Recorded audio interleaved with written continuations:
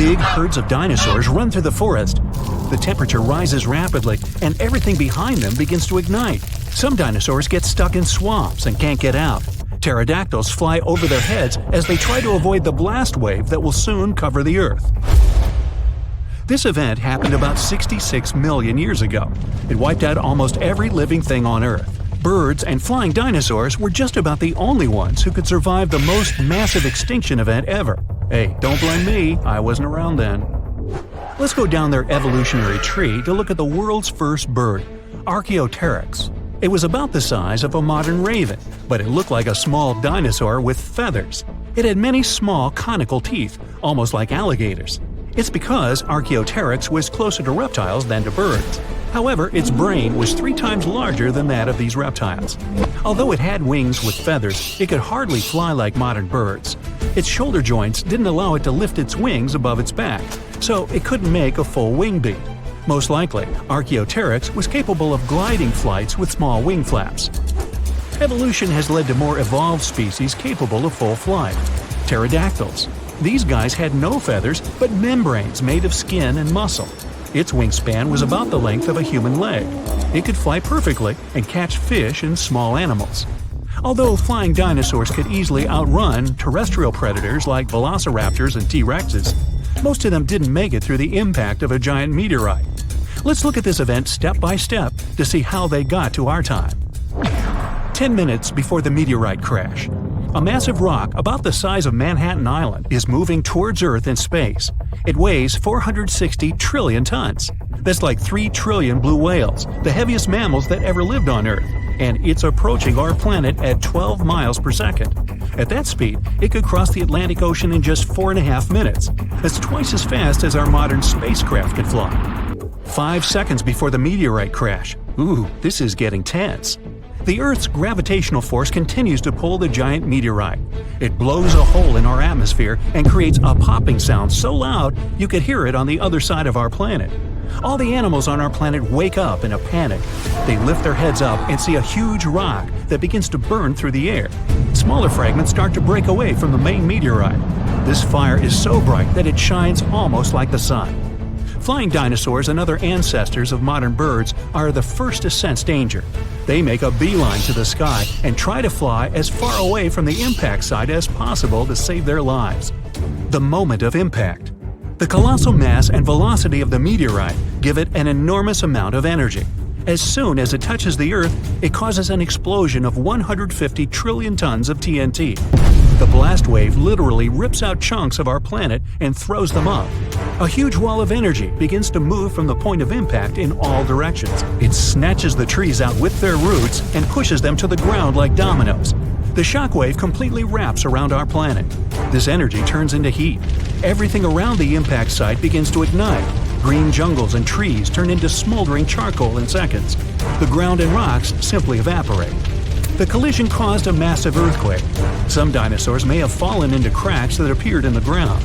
A strong earthquake caused a tsunami, with waves higher than the Empire State Building. Dinosaurs that weren't trapped in the burning forest were washed away by the enormous waves. The dinosaurs of North America tried to escape by running to the north, but the blast wave inevitably catches up with them. Flying dinosaurs have no problem with earthquakes or tsunamis. They fly high enough to avoid the giant waves, but they will have to contend with continuously falling meteorite debris. 5 minutes after the meteorite crash. A meteor shower of giant rock fragments continues to fall to Earth. Some meteorites were the size of a car, others were more like a large building. Ashes and dust rise into the air. Their temperature is so high that they melt and turn into liquid lava and then fall back to Earth, causing more fires. Meteor showers cause trouble for flying dinosaurs too. They have to maneuver and dodge the falling red-hot rocks. The high temperatures are a huge problem for them because it might make them lose feathers. With no feathers, they aren't able to fly. 10 hours after the meteorite crash. The dinosaurs continuously ran north all this time. They found themselves in unfamiliar territory with many swamps. Giant dinosaurs like T-Rexes have legs as long as an adult human's height. They have a chance to get through this terrain, but if they fell, they could never get back up. The smaller dinosaurs like Triceratops had short legs and couldn't go through the dense swamps. 1 month after the meteorite crash. 15 trillion tons of ash were ejected into our atmosphere. A dark cloud blocked the sun, and the Earth was immersed in complete darkness. Surviving plants couldn't feed on the sun's energy and stopped producing oxygen. Surviving dinosaurs could hardly breathe because of the lack of air and a large amount of dust. The lack of sunshine in the sky made phytoplankton disappear. Many marine animals were left without their only source of food. The dust and ashes in the atmosphere prevent our planet from getting heat from the sun, and the temperature here is beginning to drop. The place where the meteorite fell was rich in sulfur. This toxic acid evaporated at the time of the impact and formed in clouds. Now there are acid rains on Earth. Flying dinosaurs now have to hide from these rains. They have to stay in caves and can't go outside to get some food. So far, a large number of terrestrial and flying dinosaurs have survived. They come out to see the aftermath of the disaster. The site of the impact was in present-day Mexico, the Yucatan Peninsula. The Chicxulub crater is located here. It's about 93 miles wide, like half of all of Lake Michigan, and it's 12 miles deep. You could plunge the whole Mount Everest in there, and there would still be 6.5 miles of available space. It wasn't the impact itself that made the dinosaurs disappear. The fire destroyed most of the plants the herbivorous dinosaurs ate. With no food, their numbers dwindled rapidly. Predatory dinosaurs had nothing to eat either. Acid rain and the disappearance of phytoplankton threatened all marine life. Even though birds managed to avoid the blast waves and tsunami, they were short of food too. About 80% of all birds didn't make it to the end of the extinction event. The problem was that all of the forests on Earth were wiped out. Most birds would nest and live in trees. Besides that, the forests were always full of food, from all kinds of ants and termites to flying insects and small mice. So, only those species that lived on the ground and could fly well survived. Most likely, they fed on the seeds of small surviving plants. This habit made flying dinosaurs lose their teeth during evolution. Instead of jaws with a bunch of sharp teeth, they got long beaks to grab tiny seeds from the ground. Although Earth looks like a terrible place to live now, there's an evolutionary boom for birds. They have to travel long distances in search of food. Their wings get stronger. They also feel safe from predators who regarded them as food before. No T-Rex now catches a sleeping bird off guard. About 1,000 years after the collision, the first dense forests appear. It gives another boost to evolution. 1 million years later, forests full of food are populated by the ancestors of modern mouse birds. And 65 million years later, in modern times, we have about 10,000 species of birds. Pigeons, crows, eagles, and hawks, even penguins. These are all descendants of the dinosaurs. But there were other survivors. Some alligator and crocodile ancestors were able to adapt to changing conditions. About 80% of turtle species managed to survive the mass extinction, and now their descendants live among us. Snakes and lizards were also able to wait out the hard times in their burrows. Even some mammals, like monotremes, survived. This hedgehog-sized animal was able to continue to evolve. Many millions of years later, these mammals evolved into primates, which later gave life to modern humans. Much, much later came the iPhone. You're off to work, and boom, you see someone getting snatched by a 5-foot giant eagle that has the power to lift a child. Luckily, this is a pretty rare occurrence now, but around 2 million years ago, it was totally possible. Humans are now on the top of the food chain. I mean, many animals can hurt us, but they would rather munch on something less dangerous than people. Until a couple of years ago, almost everyone thought we were the #1 predator in the world since the beginning of our times. But let me tell you a little secret. We weren't the top predators. Somewhere in Africa, near the town of Tang, in a mine, archaeologists uncovered something probably worth more than gold. It was a small skull that belonged to a hominin, a human species that lived just before we split into 2 groups. One group is today's chimpanzees, and the other one is us humans. That is probably why we're so similar to chimpanzees. And believe it or not, we share 98% of our DNA with them. The critter was nicknamed Tongue Child because most likely it belonged to a young human. Before this discovery, we had no idea we originated from Africa. As you already know, on that continent, there were many big animals that could eat us in a single bite. Even now, the situation is not that different. The bone was found among many other animal bones, suggesting that early humans Australopithecus had a pretty rough life and were eaten by anything that liked meat. Since we were only around 4 feet tall, we were on the menu for many animals. Probably the scariest one for us was the eagle. You might think eagles are just lazy birds who sit on trees all day, but our friend from Tongue had a pretty bad experience of encountering one. When Tongue's child was a little kid and was playing outside, the eagle grabbed him and took it to its nest. We have no idea how big the bird was or what kind of eagle it was, since there isn't any evidence. Eagles regularly hunt baboons in Africa now, and when experts compared the marks on these animals with the marks found on the ancient skull, they discovered those marks were almost identical. The worst thing about eagles is that they're like zombies, and their favorite food is brains, so they attack the head first. Even now, we're not safe from sky attacks since eagles can theoretically snatch kids. Stop looking at the sky now. There are many more land animals that can harm you. Roughly 500,000 years ago, our ancestor, Homo rhodesiensis, was doing his chores when he was ambushed by a hungry ancient hyena. He had a few broken bones, and the hyenas stashed him in a cave in Casablanca, where he was uncovered 500,000 years later. Not many animals can chew through bones like it's nothing. Hyenas have a bite force that is 7 times stronger than ours.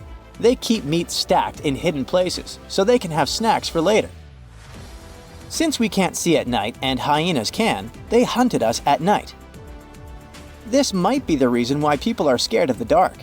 It's an instinct passed down from our ancestors because, at night, they had to stay inside caves or other structures to avoid monsters. Technically, our ancestors played real-life Minecraft in survival mode, but our long-lost cousins weren't afraid of hyenas since they hunted them for food. Hyenas also hunted us for food, so what exactly happened will most likely remain a mystery until we invent a time machine. Today, hyenas are known man-eaters, but they're nowhere near their ancient ancestor, which was twice their size. Homo heidelbergensis was an incredible hunter that hunted everything from giant deer, rhinos, bison, and many more animals. But there was one creature that made the hair on their necks stand up. It was a giant with 8-inch teeth, weighing more than 1,000 pounds. No animal was safe during its era, which was around 300,000 years ago. Of course, I'm talking about the saber-toothed tiger. It actively attacked our ancestors, among other animals like crocodiles, monkeys, horses, and honey badgers. You might be one of those who have a terrible fear of snakes, and that might be because they hunted your ancestors. We have been sharing this planet with snakes for over 100 million years. Our early pals were so scared of them that they evolved and developed sharper eyesight. Their brains grew bigger since snakes were ambush hunters, sneaking up on humans and attacking them unexpectedly. Initially, we were colorblind, but snakes hunted us so much that we developed 3-dimensional vision and the ability to see colors. All of these tricks allowed us to see snakes better. But evolution works both ways, and around 60 million years ago, these reptiles developed venom because they lost the ability to stealth attack. The good news is that humans have developed bigger brains and learned to distinguish between venomous and harmless species. The worst monster Neanderthals probably had to watch out for was other Neanderthals. There's much evidence that shows that we sometimes were unfriendly towards each other. This theory is called the dangerous ape theory. Neanderthals didn't hunt one another regularly since there was an abundance of animals that had more nutrients needed to survive. Neanderthals most likely hunted one another when they didn't have any other food, or for rituals, or in self-defense. Around 4 million years ago, near Lake Turkana in Kenya, there was a humongous crocodile with a taste for humans. It was not that modern-day croc that can only reach 20 feet in length. Its ancient relative was 27 feet long, the largest crocodile ever. This prehistoric creature could swallow us in one bite, since we were only 4 feet tall back then. We don't have proof that this animal hunted us, since they had a powerful stomach that could liquefy bones easily. But there was a foot found that had clear marks from a crocodile's jaw. The ape probably wanted to cool off or drink some water and was grabbed by the prehistoric reptile. Crocodylus anthropophagus is another croc species that lived near Tanzania around 1.8 million years ago and ate humans like burgers. It loved people so much that its Latin name literally means the eater of humans. They patiently waited underwater for humans to come for a drink, and when they arrived, the monsters would snatch and drag them underwater. Evolution was trying to find solutions because we encountered scary monsters and were hunted by them. All that running from predators had an impact on our bodies. We grew taller and bigger so that birds wouldn't pick us up and fly us to their nest. Like it or not, we had to start walking on two legs since we could scan the surroundings much better that way. It helped us to run from predators while carrying food. Plus, standing up made us look bigger. Now we throw things with our hands for fun. For example, while playing basketball. But back then, we had to throw rocks at predators to make it out alive. Chimpanzees also used this throwing technique to scare off predators. We started talking to each other to coordinate attacks better and plan what to do when we saw danger. We all know that working in a group or playing a team sport is interesting and a lot of fun. But believe it or not, this is because in the past, we had to be team players. Otherwise, we risked being snagged by a predator. Our brains are still wired the same. However, these techniques didn't always work, and archaeologists have found many more bones belonging to humans eaten by giant eagles and other animals. A man went for a walk not far from Buenos Aires in Argentina and found something that looked like a dinosaur egg lying in the mud. When he shared his find with his family, everyone thought it was a joke, but it was actually very real. Except it wasn't a dinosaur egg, but a glyptodont shell. These guys went extinct thousands of years ago. Some of them grew up to be the size of a small car. The Paleo-Indians, who were the ancestors of Native Americans, must have had a fun time living alongside those beasts. People keep finding similar black scaly shells, which are fossils of glyptodonts in the Americas.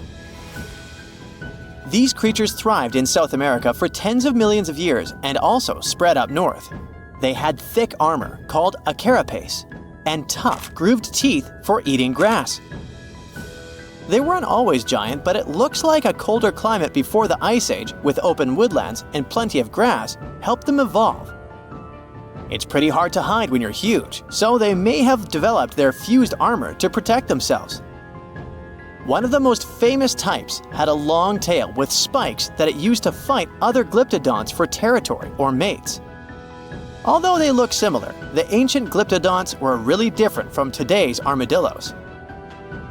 Glyptodonts had a hard, heavy armor made of fused plates, and today's armadillos have flexible armor and can roll up into a ball to protect their soft tummies. Plus, glyptodonts ate grass using their grooved teeth, and armadillos prefer insects for lunch. But despite all the differences, recent studies of their DNA showed that glyptodonts actually belonged to the armadillo family. If you think the glyptodont was scary, just wait till you meet the giant short-faced bear. This bad guy grew to almost twice the height of Michael Jordan when it stood on its hind legs. It also weighed over 1,500 pounds, and it was able to run at the speed of over 40 miles per hour. This bear preferred meat to all other foods. Even its skull and teeth were designed for slicing through meat, and it had forward-facing eyes that gave it sharp vision. Its strong jaws and large muscles helped it crush bones to get to the nutritious marrow inside. The giant short-faced bear lived in places like Minnesota and west of the Mississippi River, all the way up to Alaska. It went after or scavenged big animals like bison, musk oxen, deer, and even ground sloths. But it eventually went extinct because its prey didn't survive the Ice Age. Today, the only living relative of the short-faced bears is the spectacled bear from South America. This guy is much smaller, about the size of a black bear, and it eats both plants and meat. Game of Thrones fans, the next one is for you. The orphaned wolf cubs adopted by the Stark family in the epic series were inspired by dire wolves. Their name translates from Latin as terrible wolf. These great uncles of modern dogs were almost 5 feet from head to tail and weighed around 150 to 200 pounds. The oldest record of the dire wolf is from 250,000 years ago. They adapted well to different conditions and lived pretty much all over North America, from as far north as Alaska to down into southern Mexico. They went extinct around 10,000 years ago, soon after the last ice age. They most likely just lost their source of food. The closest we have to dire wolves now is the gray wolf, but don't get too upset. Scientists think they could be able to bring the dire wolf back to life. They can combine intact straps of their DNA, recovered from the museum specimens and the genome of modern dogs. One animal you definitely wouldn't want to be on the de-extinction program is the saber-toothed cat. This bad guy lived in prehistoric North America and parts of South America. And nope, it's not related to modern tigers or other cats. It just went extinct. It had the title of the most fearsome Ice Age predator for a long time, until scientists found out at least one species of it was more like a kitty cat.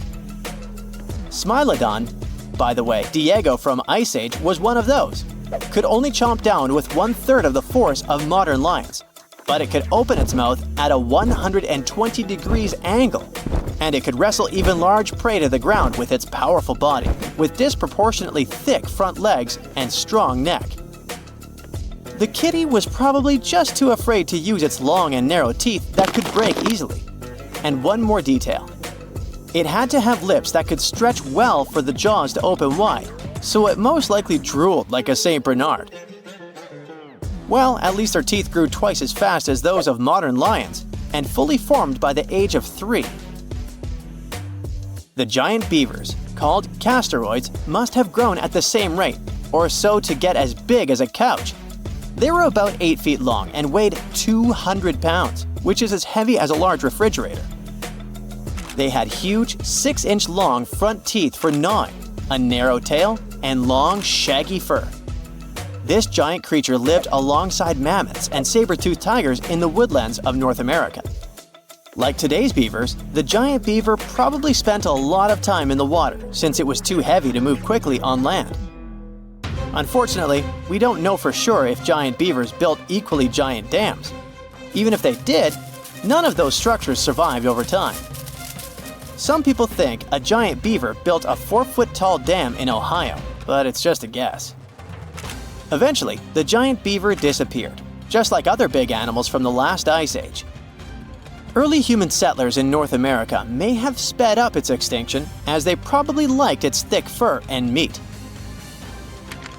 By the Ice Age, mastodons, some remote offsprings of the early elephants from Africa, crossed a land bridge that once connected Siberia and Alaska and made it to North America.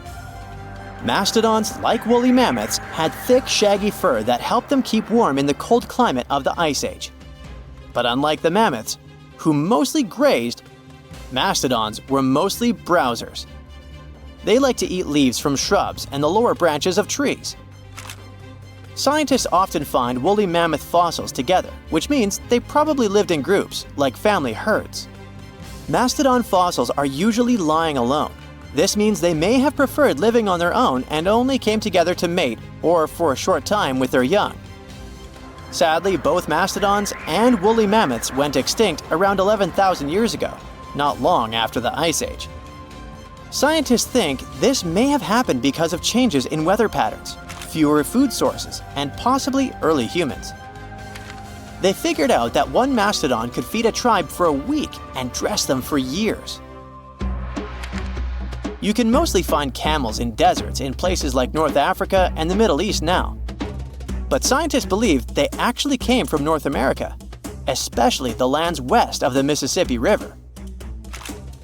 Fossils show that camels appeared on Earth about 44 million years ago. In 2015, a team of scientists from the University of Louisiana discovered the bones of a giant ancient camel in Oregon. This camel was between 12 and 14 feet tall, like a modern giraffe.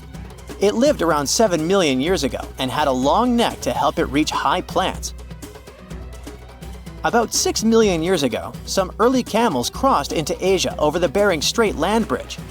Once they arrived in Asia, these camels split into two types we know today: the Bactrian camel with 2 humps and the dromedary camel with 1 hump.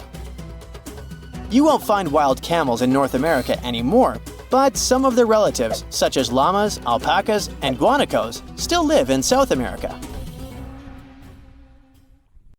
Australia used to have its own giants. Those were huge animals that could have dwarfed anything living on this continent these days.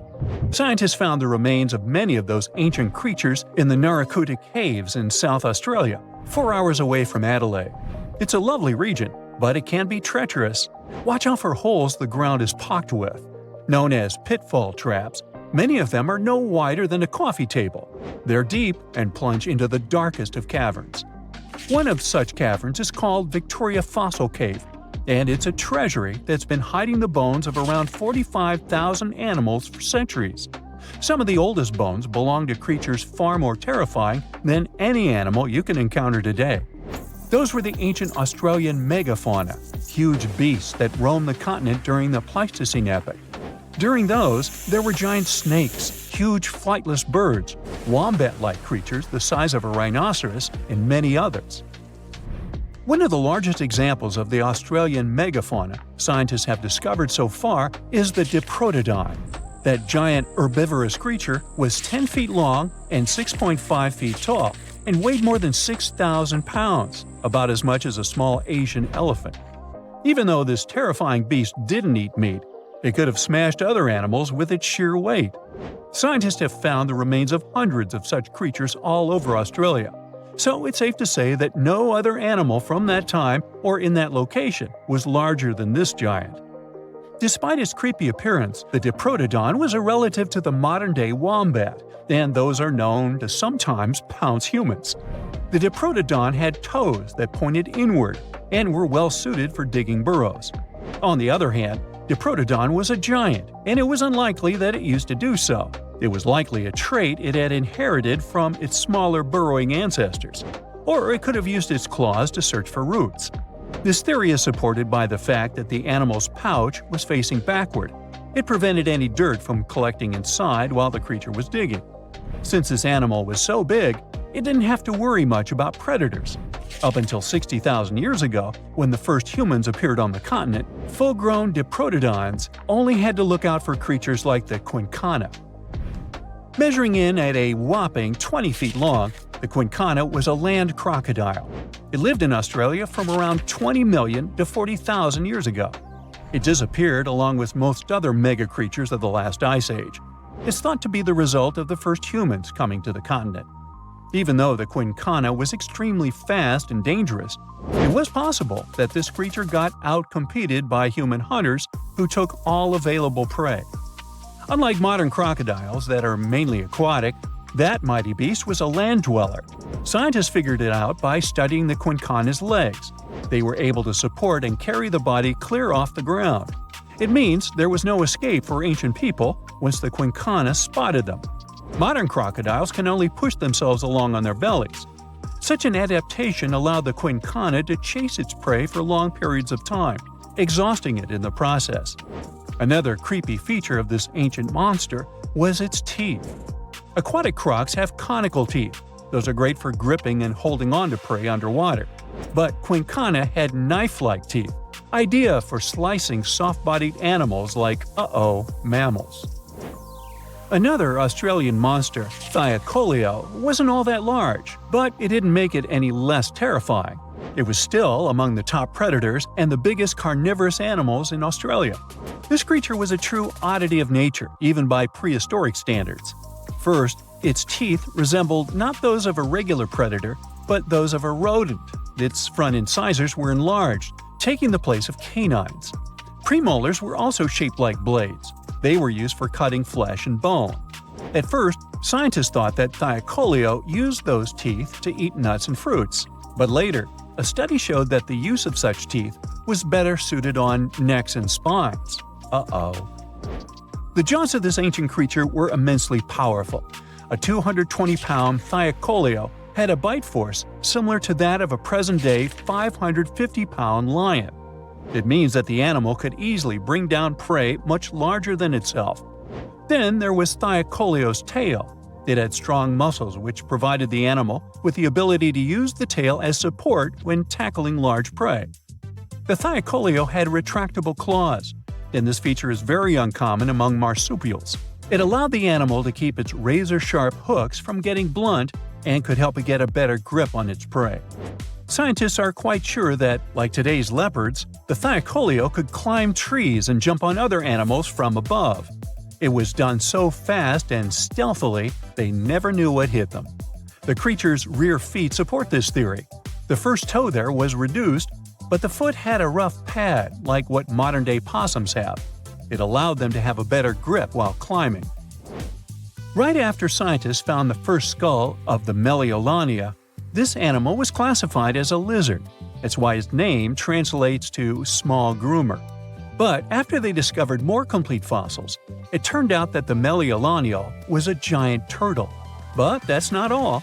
It was one of the largest land turtles to ever have existed. The main reason researchers initially believed the creature to be a lizard was the fact that its skull was adorned with a series of spikes. It's something the modern-day horned lizard can boast. But even after discovering the true nature of the Meliolania, scientists still don't know how to properly catalog it. It might have been a creature that folded its neck under its spine, or it could have folded it to the side.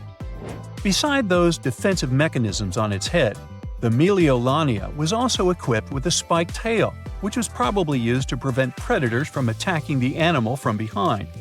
Most species of the Meliolania disappeared around 2,000 to 3,000 years ago because of humans who hunted them to extinction in both Australia and on the surrounding islands. It took around 2 centuries for these turtles to go extinct in that region of the globe.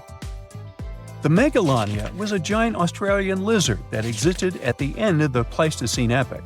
It looked like a Komodo dragon and the Australian monitor lizard, which are both believed to be Megalania's closest living relatives. Fossils tell us that the ancient animal was anywhere from 15 to 26 feet in length. Ow! The youngest fossil remains of this ancient Australian monitor lizard date back to about 50,000 years ago. The first indigenous settlers must have encountered Megalania, which led to the lizard's extinction. Originally, scientists thought that the Megalania was the only member of the genus Megalania, but these days it belongs to the genus Varanus, which means that the prehistoric creature is closely related to other Australian monitor lizards. Our next giant creature on their list was once dubbed an ostrich on steroids. I mean, look at it. It was the last of the thunderbirds to go extinct in Australia. The Gigantopithecus lived on the continent at the same time as early humans. They might have coexisted for 15,000 years or so before the huge bird eventually disappeared. This theory has some proof. The bird's fossils found along with human artifacts. Some cave paintings also depict flightless birds similar to the Gigantopithecus in size and shape. Although it wasn't the largest bird in Australia, the goose-like creature was still as tall as a grown-up man and weighed around 550 pounds. Even a modern-day ostrich can be dangerous if it feels threatened. Imagine meeting its giant prehistoric relative. Scientists are still arguing about its diet. Many believe the creature was an herbivore, but there's still a chance that the Gigantopithecus was a partial scavenger. Its small, stubby wings and powerful hoof-like legs hint that the bird could have been a plant eater. But its huge beak and exceptionally deep lower jaw evoke suspicion. Such features are highly unusual in birds. You decided to go scuba diving.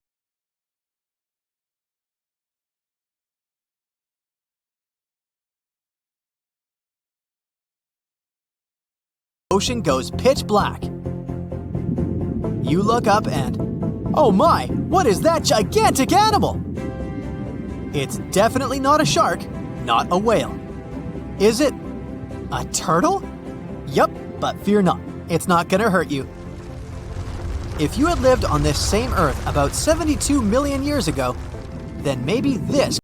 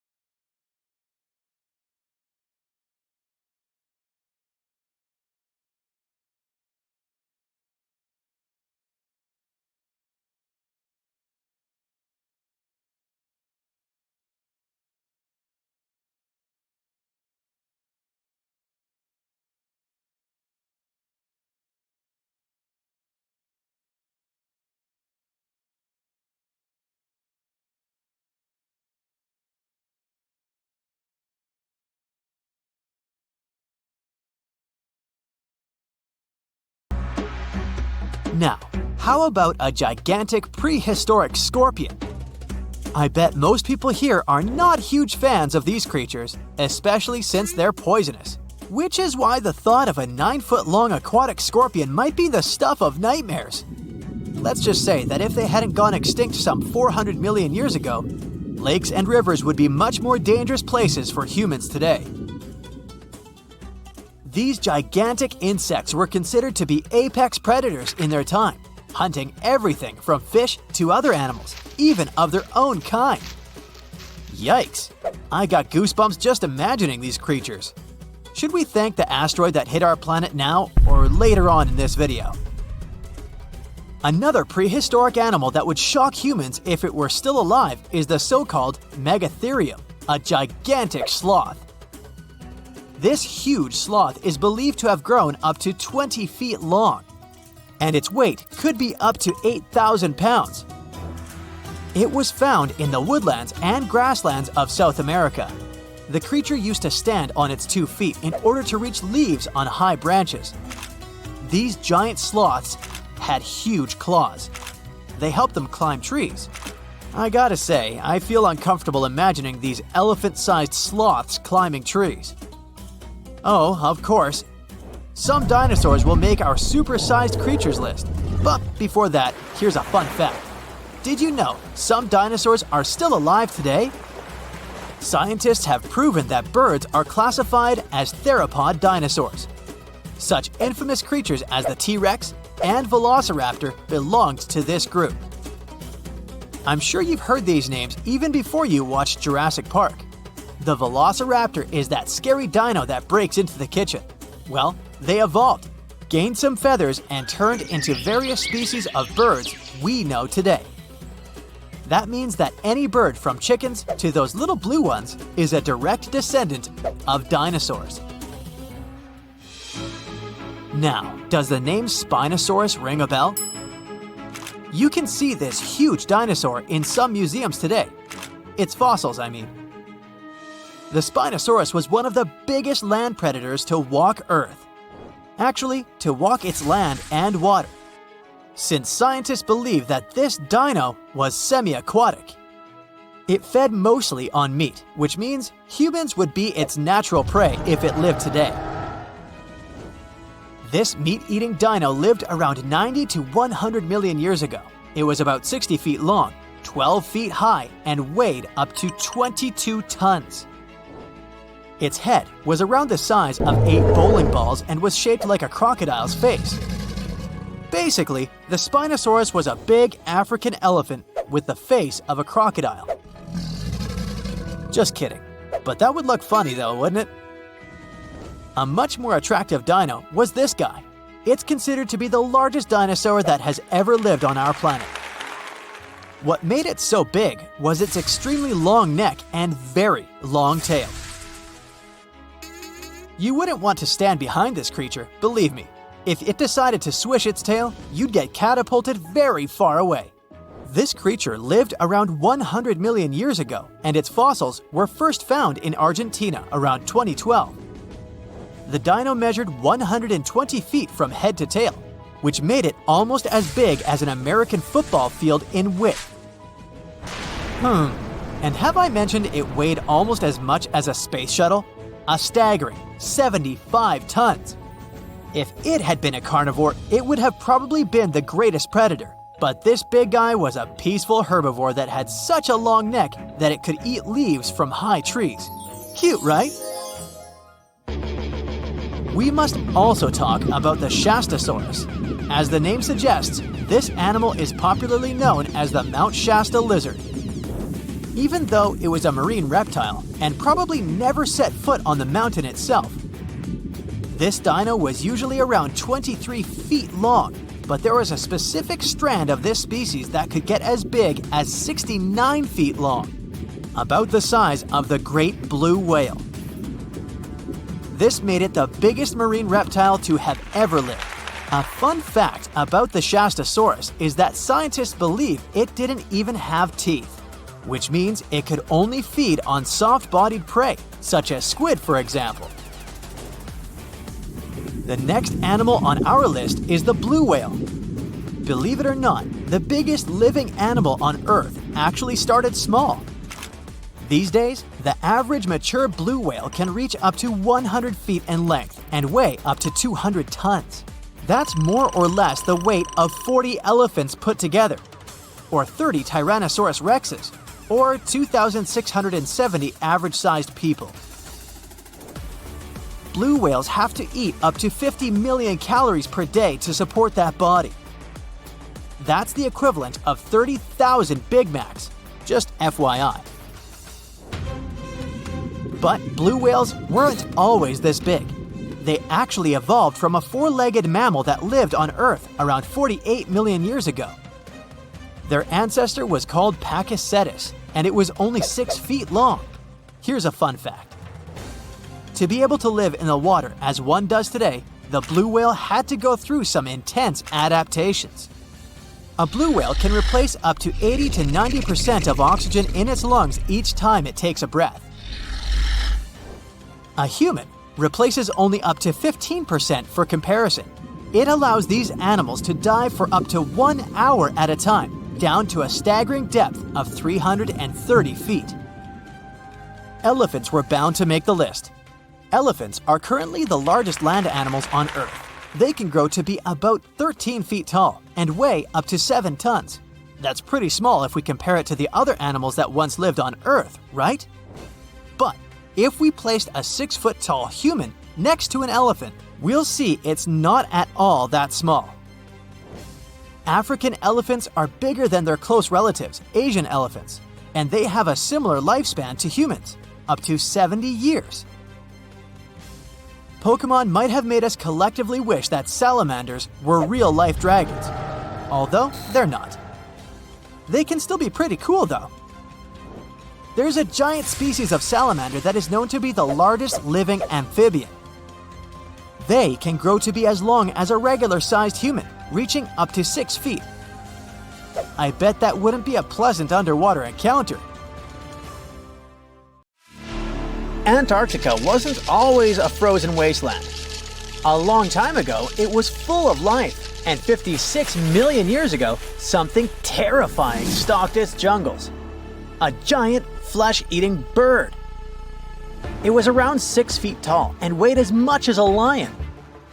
For millions of years, nothing could challenge it, so why did it disappear? And could there be even bigger predators still hidden beneath the ice? Paleontologists found 2 massive claw bones in Antarctica, sharp, curved, and powerful, belonging to this bird. They were dug up from the Epresian-aged rocks of Seymour Island, which means they're around 40 to 50 million years old. Their shape left no doubt. These were the so-called terror birds. Their scientific name is Forus raceti, some of the most fearsome predators to ever walk the earth. They were flightless and didn't even need wings. Instead, they could sprint at breakneck speeds, like ostriches from a nightmare. For millions of years, these birds ruled South America. But now, for the first time, their presence has been confirmed in Antarctica. No surprise here. Back then, South America and Antarctica were still connected, allowing animals to easily commute between continents. So these birds probably migrated south to adapt to life on Antarctica's prehistoric landmass. It didn't just survive here, it thrived. But at some point, this nightmare of an animal vanished. Why? Most likely because of the temperature changes. Antarctica was cooling, slowly turning into the frozen wasteland we know today.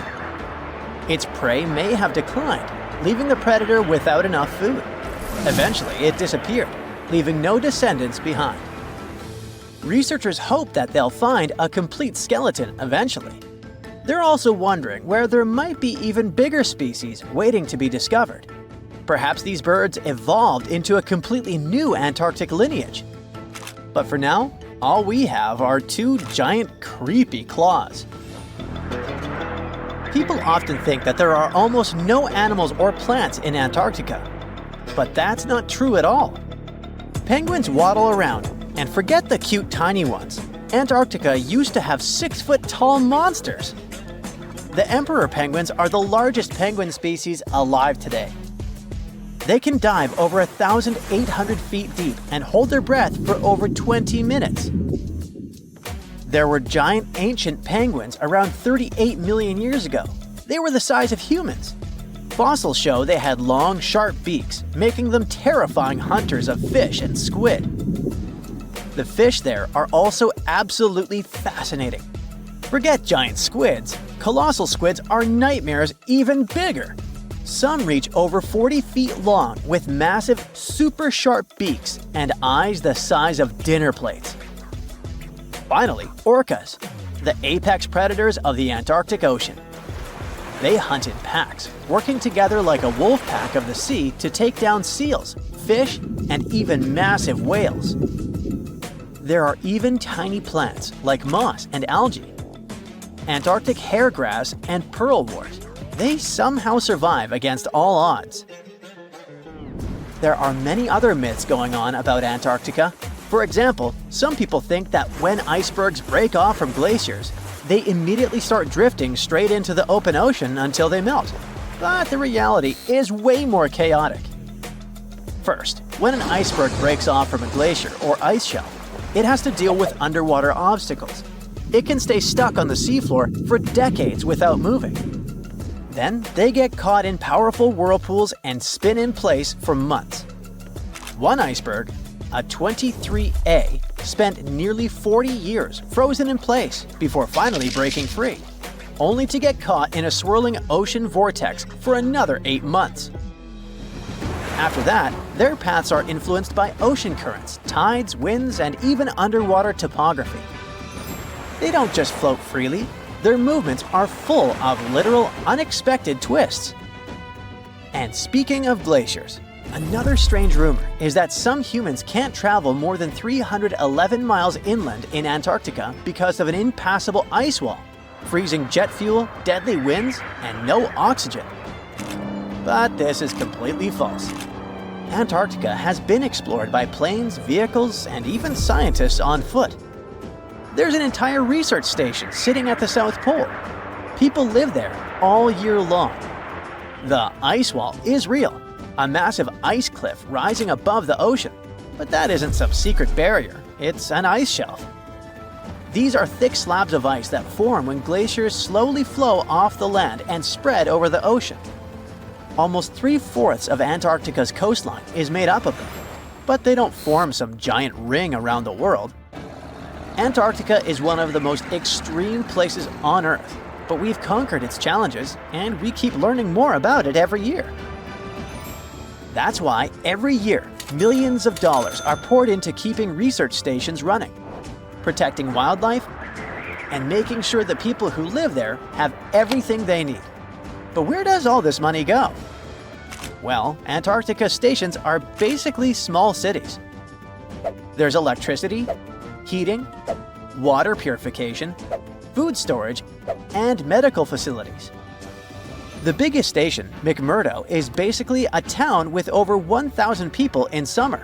It has everything from a fire station to a gym.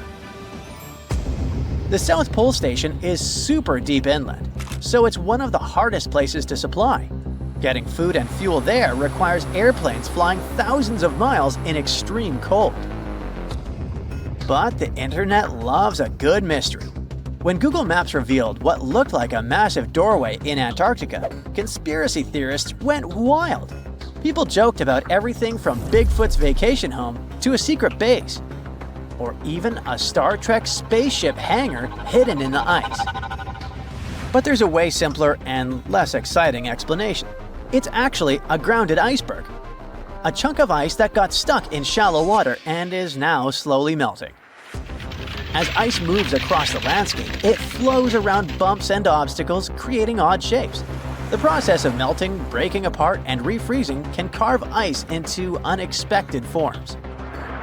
Antarctica also has incredibly strong downward-blowing winds that sculpt ice into dramatic formations over time. No secret doorway, unfortunately. And speaking of doors, for years, Ushuaia, Argentina, has been called the gateway to Antarctica. the last stop before the icy continent, the place where expeditions begin. But there's another option. Punta Arenas, Chile. Let's compare them. Ushuaia is closer to Antarctica. It's the top departure point for tourists going on cruises. But no regular flights to Antarctica.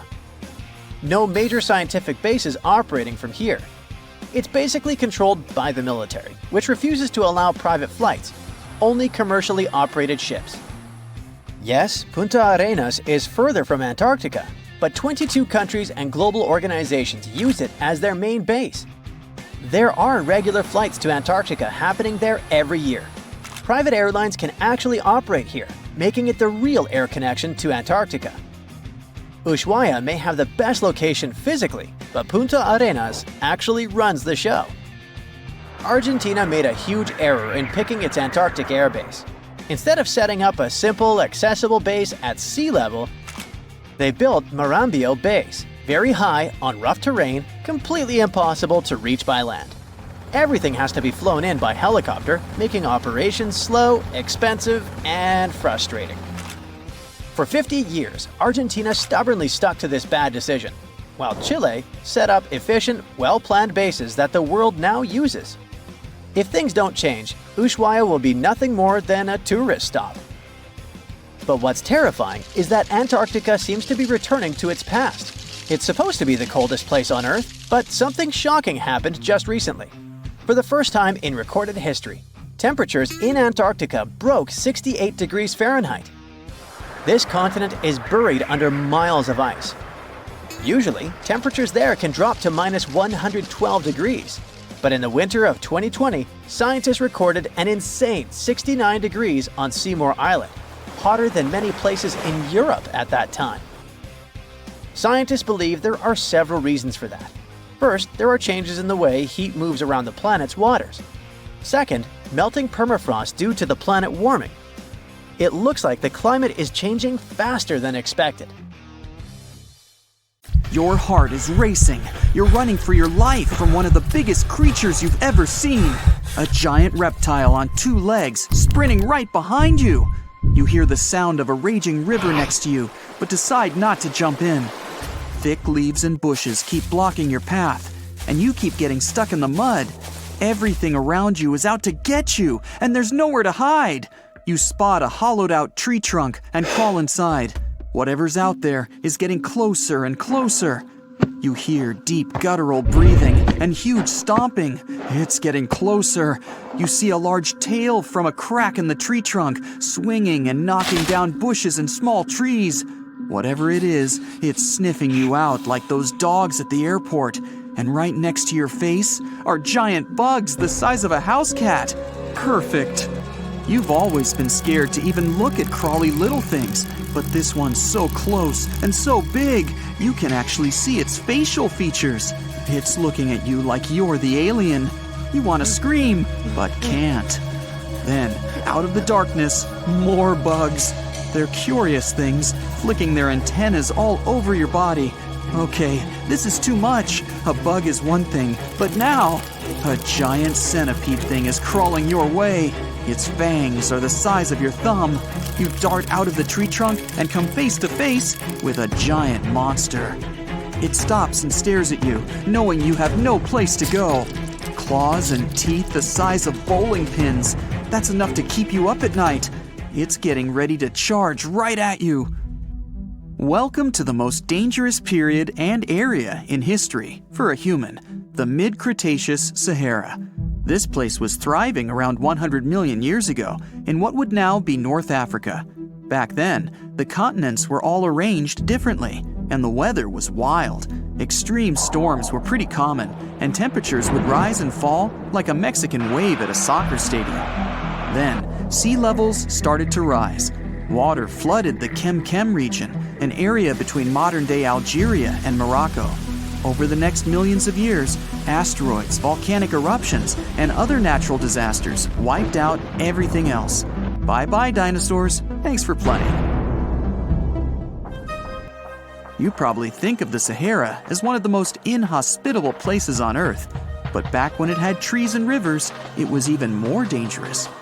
The famous River of Giants was a huge river system that stretched from modern-day Egypt all the way to Morocco. The land was flat and not much vegetation grew there, but it was enough for life to exist. Frightening, scary life.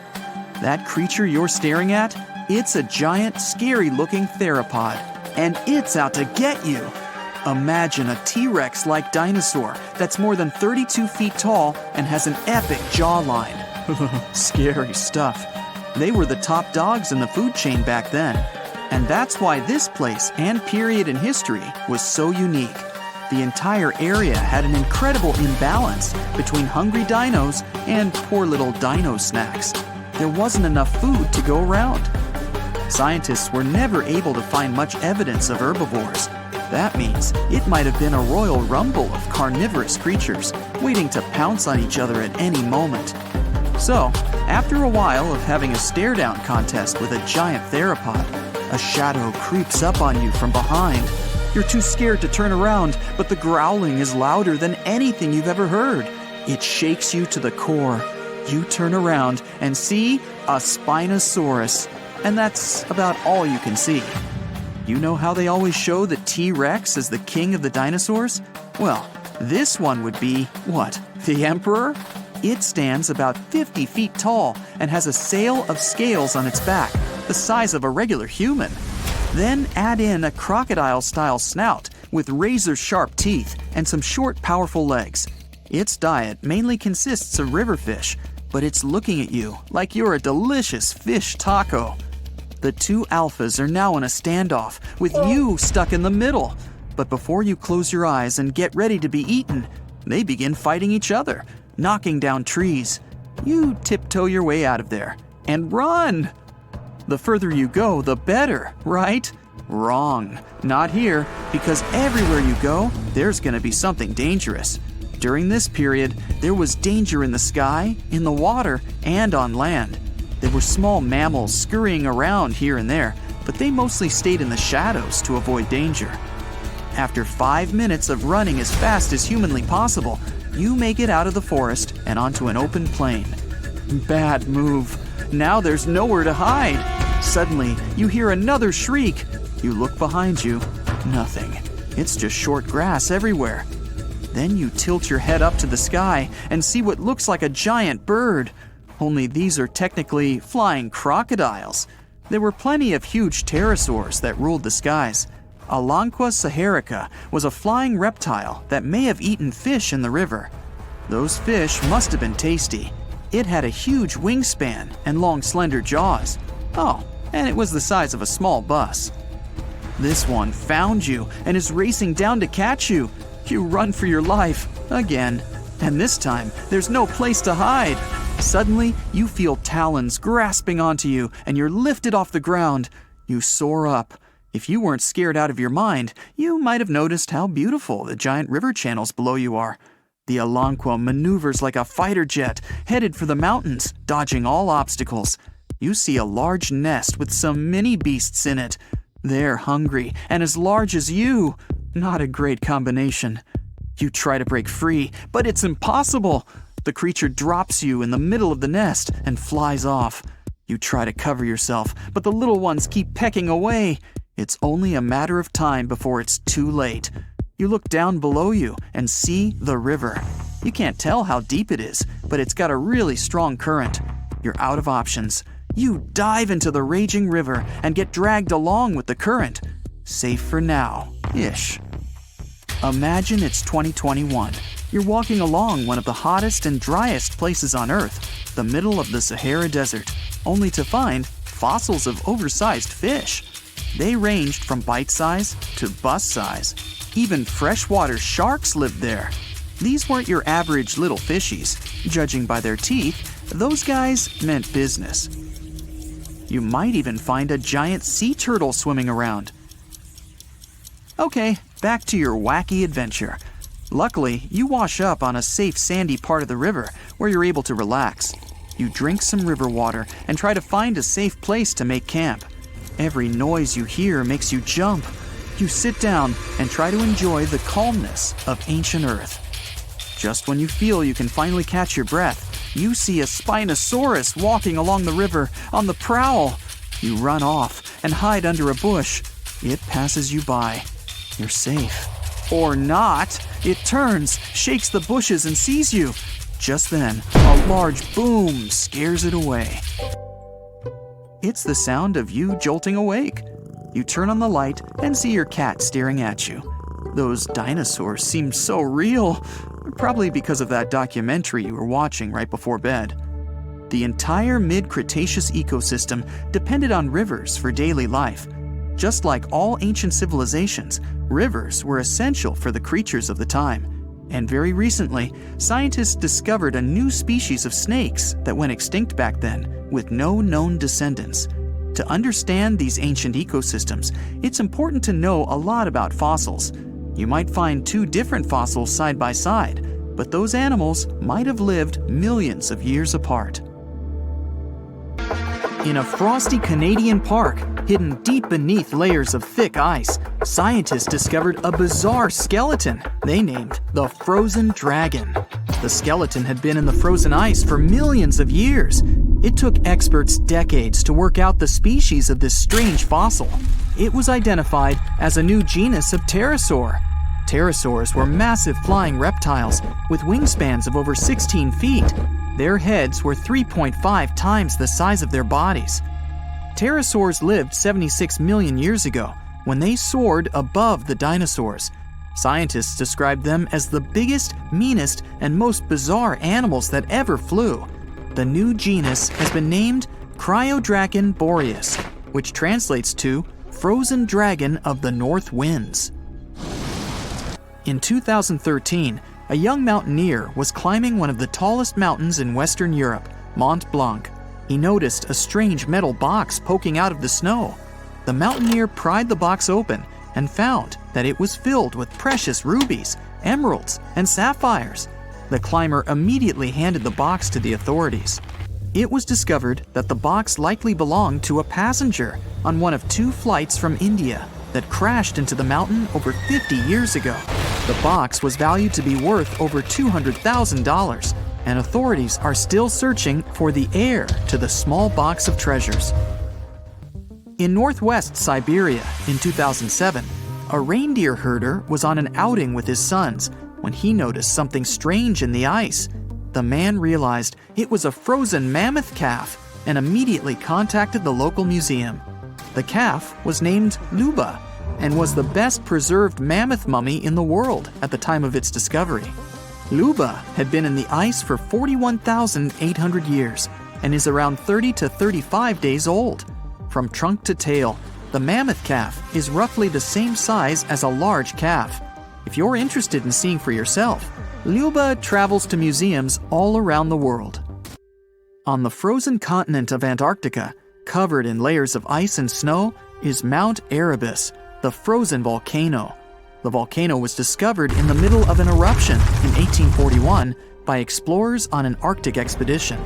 The volcano is over 12,000 feet tall and has been active for the last 1.3 million years. Deep within the middle of the volcano is a huge crater filled with large volumes of molten lava. The volcano has occasional explosions, which means it's classified as being in continuing eruption. However, these eruptions are nothing to worry about because they're generally rather small.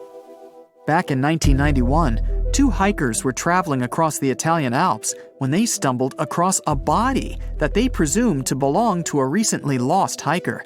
The duo trudged back down the mountain to report their unfortunate findings. Once the remains were recovered, it was clear that the body was not recent at all. Scientists determined that the Iceman was more than 5,000 years old and named him Otzi. The discovery was unlike anything scientists had ever before seen because the body was so well preserved. For years, Otzi was studied by scientists who discovered that our ancestors have a lot more in common with us than we ever knew before. Otzi was covered in ink body art. Research done on the contents of his stomach revealed that his last meal was dry-cured meat, similar to the bacon we eat today. Otzi has at least 19 relatives living today, somewhere in Central Europe.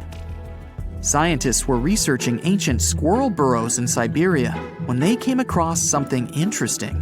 One of the squirrels had hidden away precious seeds deep beneath the ground. The seeds had been encased in ice for 32,000 years. The seeds were for the flower Silene stenophilia, which had long since gone extinct. Amazingly, scientists were able to recover plant tissue from inside the seeds and grow an entire crop of flowers. They've since reintroduced the previously extinct flower to natural habitats all across the world. In 1930, a team of Norwegian scientists sailed around the Arctic Ocean, conducting research on the seas and glaciers. They reached White Island, a dangerous and icy land no human had set foot on before, or so they thought. The scientists were shocked to discover the tip of a small boat sticking out of the snow. Frozen inside the boat, they found scientific equipment and various personal items, including a jacket monogrammed S.A. Andre. They had discovered the wreck of the famous Andre Arctic balloon expedition. In 1897, Swedish explorers, led by Andre, attempted to travel to the North Pole by hydrogen balloon. No one had ever heard from them ever again. People only found out what happened to them when the wreck was discovered 33 years later. It turns out that the balloon had crashed on White Island only 2 days after departing from Sweden. The explorers traveled along the island on a small makeshift boat, but were unable to make it any further. The best preserved woolly mammoth ever found was discovered in an area of permafrost in Siberia in 2010. Scientists named the frozen mammoth Yucca, after the small village near where it was found. Yucca had been frozen for 39,000 years and is thought to have been around 6 to 8 years old. Because Yucca is so well preserved, it has been studied for years and provided new information about mammoths. In 2019, scientists reported that they were able to activate cells taken from Yucca's tissue. Maybe one day we'll have woolly mammoths roaming the land. From looking at pictures and videos of Antarctica, the continent appears to be freezing cold, covered in snow, and flat, except for a few small hills. Scientists believe that too. When studying the Gomburtsev Mountains in the early 2000s, they were shocked to discover that the small rocky hills were actually the peak of a gigantic mountain formation under a mile of snow. Using radar technology, researchers worked out that the mountains are really around 10,000 feet tall and sprawl across 750 miles. This is around the same size as the European Alps, except hidden under tons of ice and snow. At a gold mine in Siberia, a businessman was examining a nearby river when he noticed something interesting in the frost. It was a small woolly rhino calf that was later named Sasha. The woolly rhino has been extinct for 15,000 years. It's thought that Sasha could have been frozen in the ice for up to 39,000 years. Sasha is unique because it's the only full-body woolly rhino to have ever been discovered. Glaciers around the northern Italian town of Pelo have begun to melt. Artifacts from decades and even centuries ago have been discovered pouring out of the ice. Personal belongings from soldiers have been found, things like diaries, photographs, and even love letters. Historians have even uncovered an entire cabin preserved beneath the ice. The cabin was filled with hard metal helmets and clothes. In 1845, Sir John Franklin embarked on an ill-fated expedition to the North Pole. The crew traveled on 2 ships, HMS Erebus and the ironically named HMS Terror. The expedition met with disaster, and both ships were lost to the icy waters. In 2016, the HMS Terror was discovered by a team of researchers. Despite being lost for 170 years, the freezing cold waters had maintained the ship in pristine condition. Scientists described the ship as frozen in time. Dinner plates and glasses were still on shelves, beds and desks were still in order, and even the passengers' luggage appeared to be in good condition. The HMS Erebus was also discovered nearby, but due to changing water conditions, the ship wasn't in great shape. The glacial ice surrounding a mountain passageway in Norway that was notoriously used by the Vikings has revealed hundreds of ancient artifacts. One of these artifacts was a giant unopened wooden box that was welded together. Researchers were beside themselves with anticipation, waiting to open this box. They believed it would be filled with Viking treasures or artifacts that would give us an insight into ancient society. When they opened the box, all that was inside was a plain old beeswax candle. It turns out that this box wasn't actually as old as they thought it was. By analyzing the candle, they discovered that the box dates back to the 17th century. The age of the Vikings had ended by the 11th century. It's likely that the candle box belonged to a farmer who was shipping it from his summer farm to his winter farm to light up the long nights. How heavy is the largest living snake? How can a snake eat a whale? Get ready, I'm about to answer these questions. Before the last ice age, giant mammals like mammoths ruled the world. The modern animal kingdom we're familiar with was shaped around 55 million years ago. I mean, there were still 1,000-pound bear dogs living from Asia to America. But modern whales, for instance, began to appear later. I'm saying modern whales because, surprise, surprise, whales weren't always fully aquatic. The ancestors of the ocean's biggest animals once walked on dry land. They had 4 legs and lived on the coast. Now, I want to introduce you to a snake that used to eat these whales, the Paleophis, a genus of a marine snake. Scientists say it's hard to understand how big the Paleophis was due to its fragmentary fossil record. They assumed that it could have reached up to 40 feet long. Its fossils were found in different parts of the world, from England to Morocco and Virginia, USA. The Paleophis is extinct now, and sea snakes today are only about a quarter of the size this majestic creature used to be. So no need to worry about this underwater monster. But there once was an even bigger snake, the Titan boa. It was around 50 feet long and most likely weighed over a ton. It used to live in what is now known as northeastern Colombia, around 60 to 58 million years ago. Scientists say that it mostly fed on fish. Another giant animal that lived in the past was the black Gigantopithecus. These primates aren't related to gorillas. They lived in the area of modern China. Some people believe that they're still alive, but so far, no one has laid eyes on them. Some people even go further and say that the stories of Bigfoot or Yeti are based on these animals. This rodent became extinct about 2 million years ago. Its main habitat was South America, more specifically, Uruguay. What's astonishing about this species is that it was the largest rodent ever known. It was bigger than a bull. Scientists believe that it weighed up to 1,000 pounds. A distant relative of this rodent is still alive today. It's called the pacarana. It's a rare animal that lives in South America. It weighs up to 33 pounds and measures up to 31 inches, not including its cute and fluffy tail. The Arthropleura was an insect that lived in prehistoric times. Imagine a giant millipede measuring up to 8 feet in length. Here you go. It was one of the largest land animals of its era, about 315 million years ago. The Arthropleura's shell was covered with tough plates. These plates were there to protect the creature from damage. Most of the time, it burrowed into the ground to avoid becoming some other animal's dinner. Meet the megalodon. Millions of years ago, this shark lived in the ocean and ate other marine creatures. It had wide teeth, and its jaws were so powerful that the animal could finish off its prey with the force of its bite. It was one of the largest sharks to ever exist. Yet, this predator also went extinct. Scientists don't really know the reason.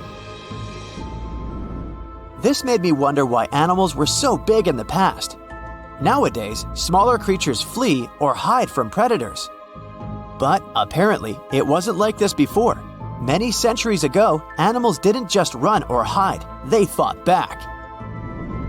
Research suggests that this behavior may have been the most important motivation for prey to grow bigger.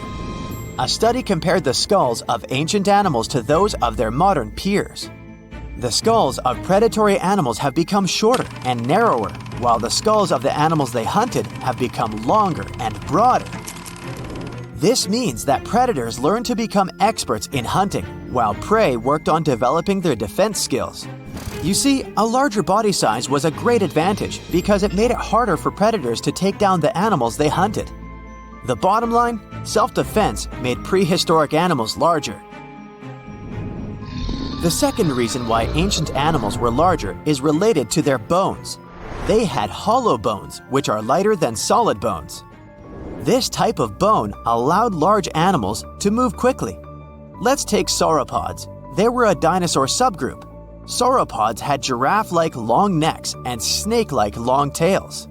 Compared to their body size, their head was really tiny. But since their bones were quite light, they could move around without having to carry additional weight. The eating habits of these animals were also related to their body size. When experts examined the fossils of one extinct mammal species, they found out that these animals had a diet that was high in nutrients and low in fiber. And this mammal was the largest land animal of its period. In other words, following this diet, mammals could grow to be very large. There was plenty of food out there, so they didn't have to worry about finding it.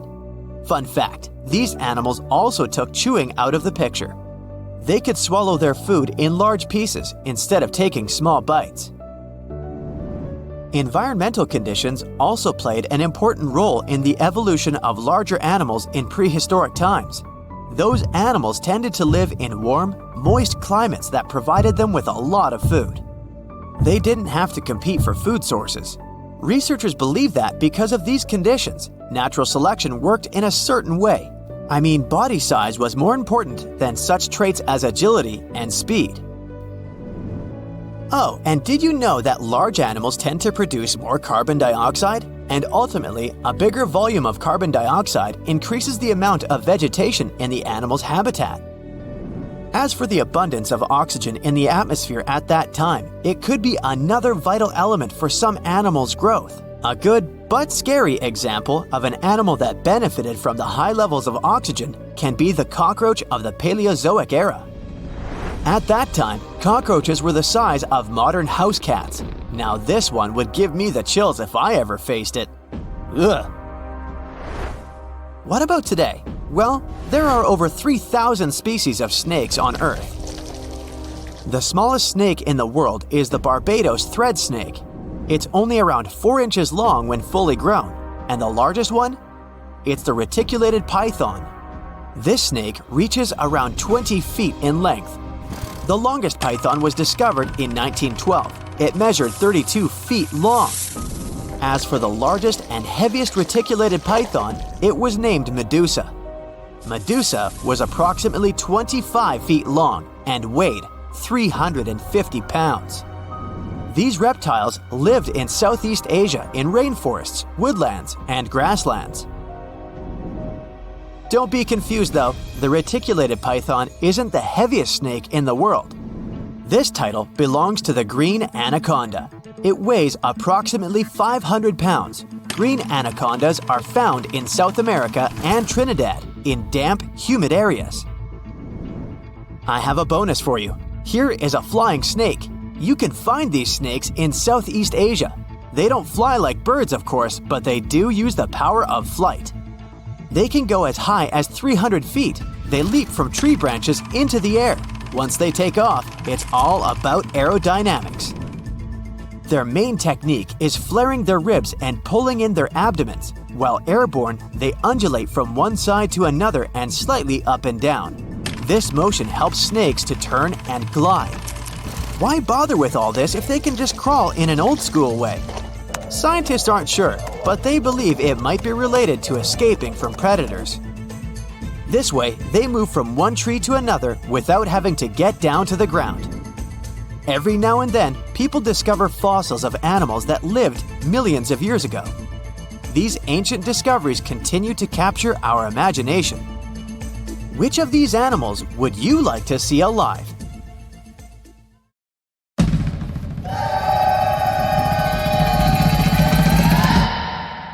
The liger is probably the most popular hybrid animal and an incredibly large cat. You won't see them in the wild. People most deliberately breed them. Lions and tigers don't even inhabit the same areas. So, a liger is a mix of a male lion and a female tiger. and they can grow to be very big in a pretty short period of time. They're actually the biggest cats in the world. Hercules, the largest recorded liger, is a real example of that. 922 pounds and 10.8 feet long. Imagine taking him for a walk. Ligers are mostly way bigger than either of their parents. In most cases, they behave and look more like lions than tigers. But they have some tiger traits too. For example, striped backs, and they're crazy about swimming. The taigan. Nobody could fault you for thinking the taigan and liger are basically the same animal. I mean, they're both a combination of tigers and lions. But a taigan comes from a crossbreeding of a male tiger and a female lion. They're usually smaller than their parents, and definitely much smaller than their giant, could you call them siblings?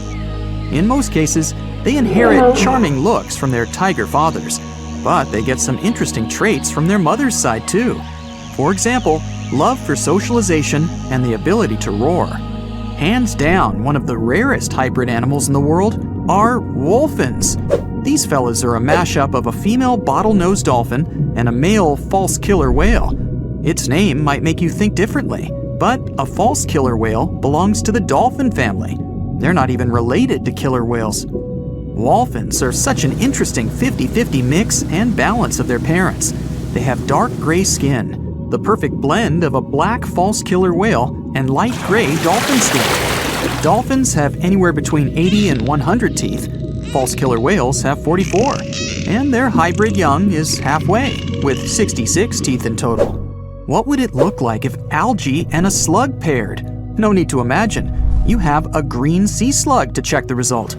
It lives in salt marshes in Canada and New England, and it's possibly the weirdest hybrid creature you'll see in this video, and in general.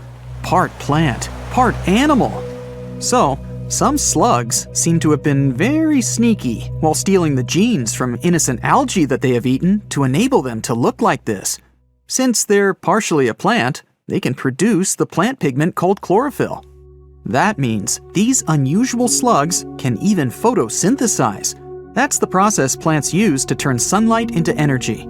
So they produce their own molecules that contain energy without having to eat anything at all. When scientists first discovered it, a green sea slug was the first case of a multicellular animal that's able to produce chlorophyll. What do you get when you mix a male leopard and a female lion? You get an interesting hybrid called a lepin. These animals grow to be almost as big as lions, but they still have shorter legs, similar to their father leopard. They inherit some of his other traits too, like a love for climbing and swimming. You can have a union with a male lion and a female leopard too, and the result is called a leopard. Male lions are usually around 10 feet long and weigh about 500 pounds. The female leopard is way smaller, only 5 feet long, with a weight of about 80 pounds.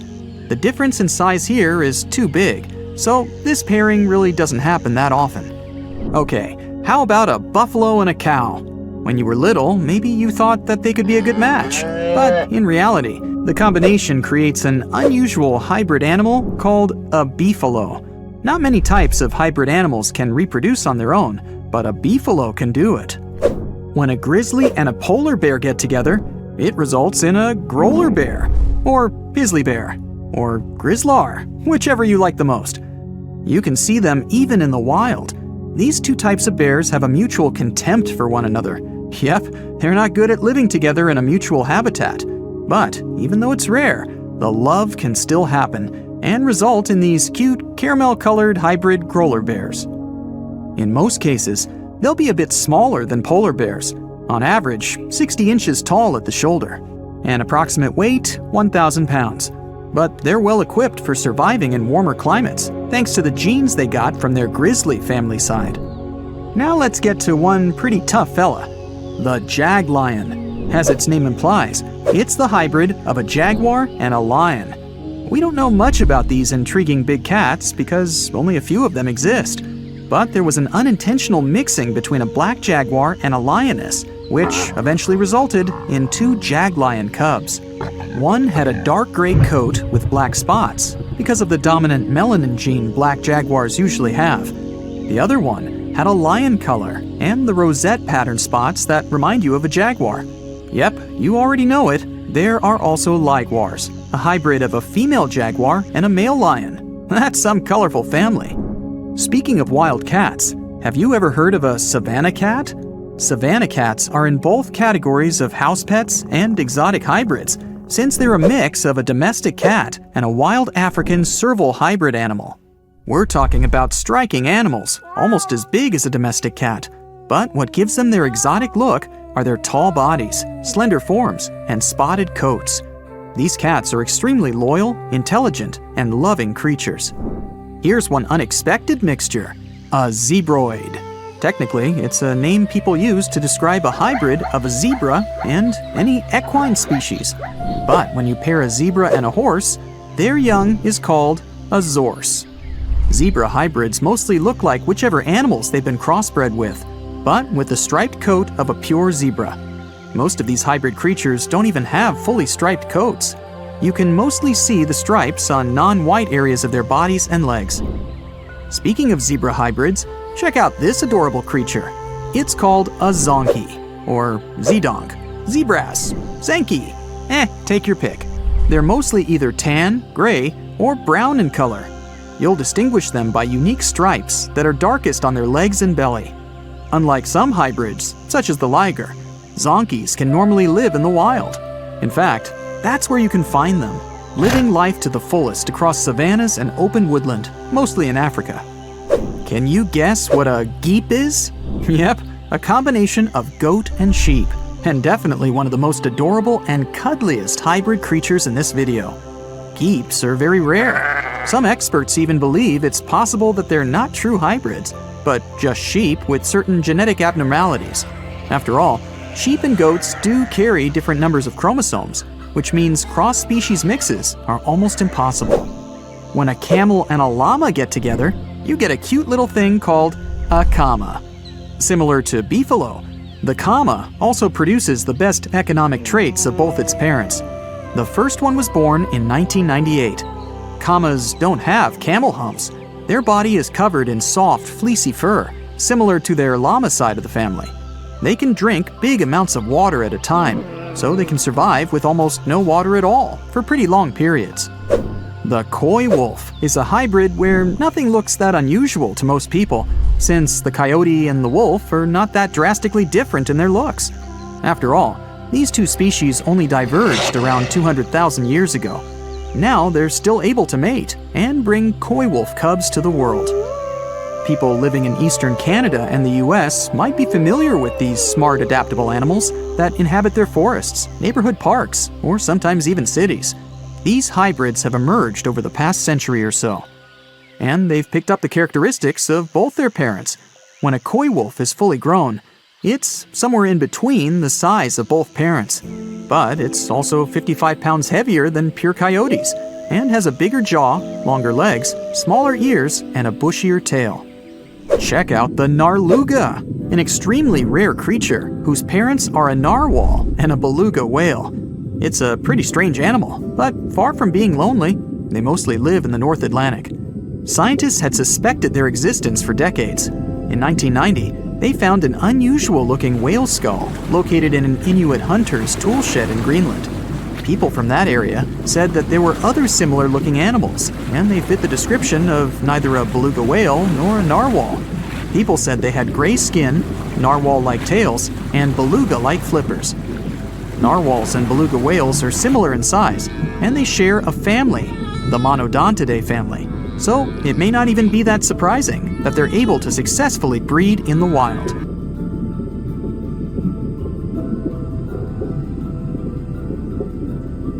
Today, I'm going to tell you about creatures that had unique features which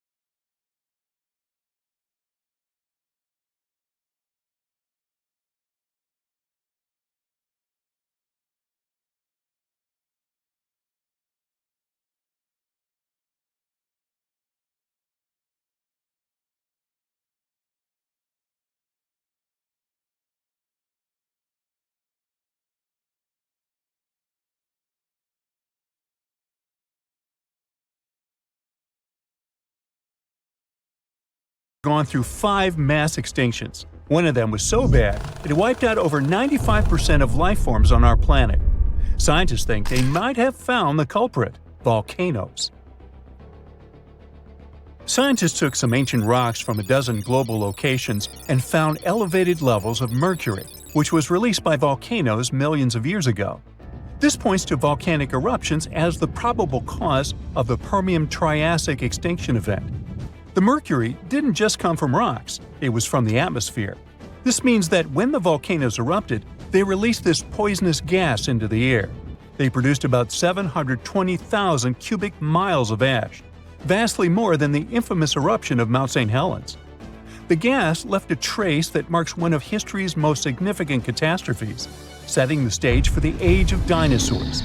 These eruptions most likely released mercury by igniting large coal deposits. Shallower waters showed mercury spikes right at the extinction's main horizon, while deeper sections recorded spikes tens of thousands of years earlier. This could mean that the effects of the volcanic activity and the extinction it triggered varied across different ocean depths.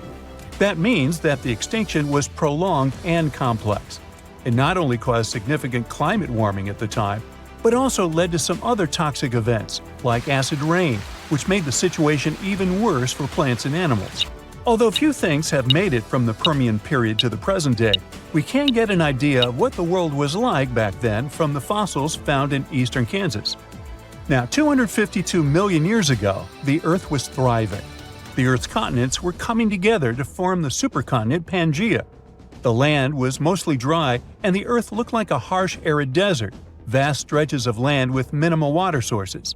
The climate varied from scorching summers to frigid winters. There were some plants here and there, mostly conifers, large ferns, and primitive mosses in places with more water.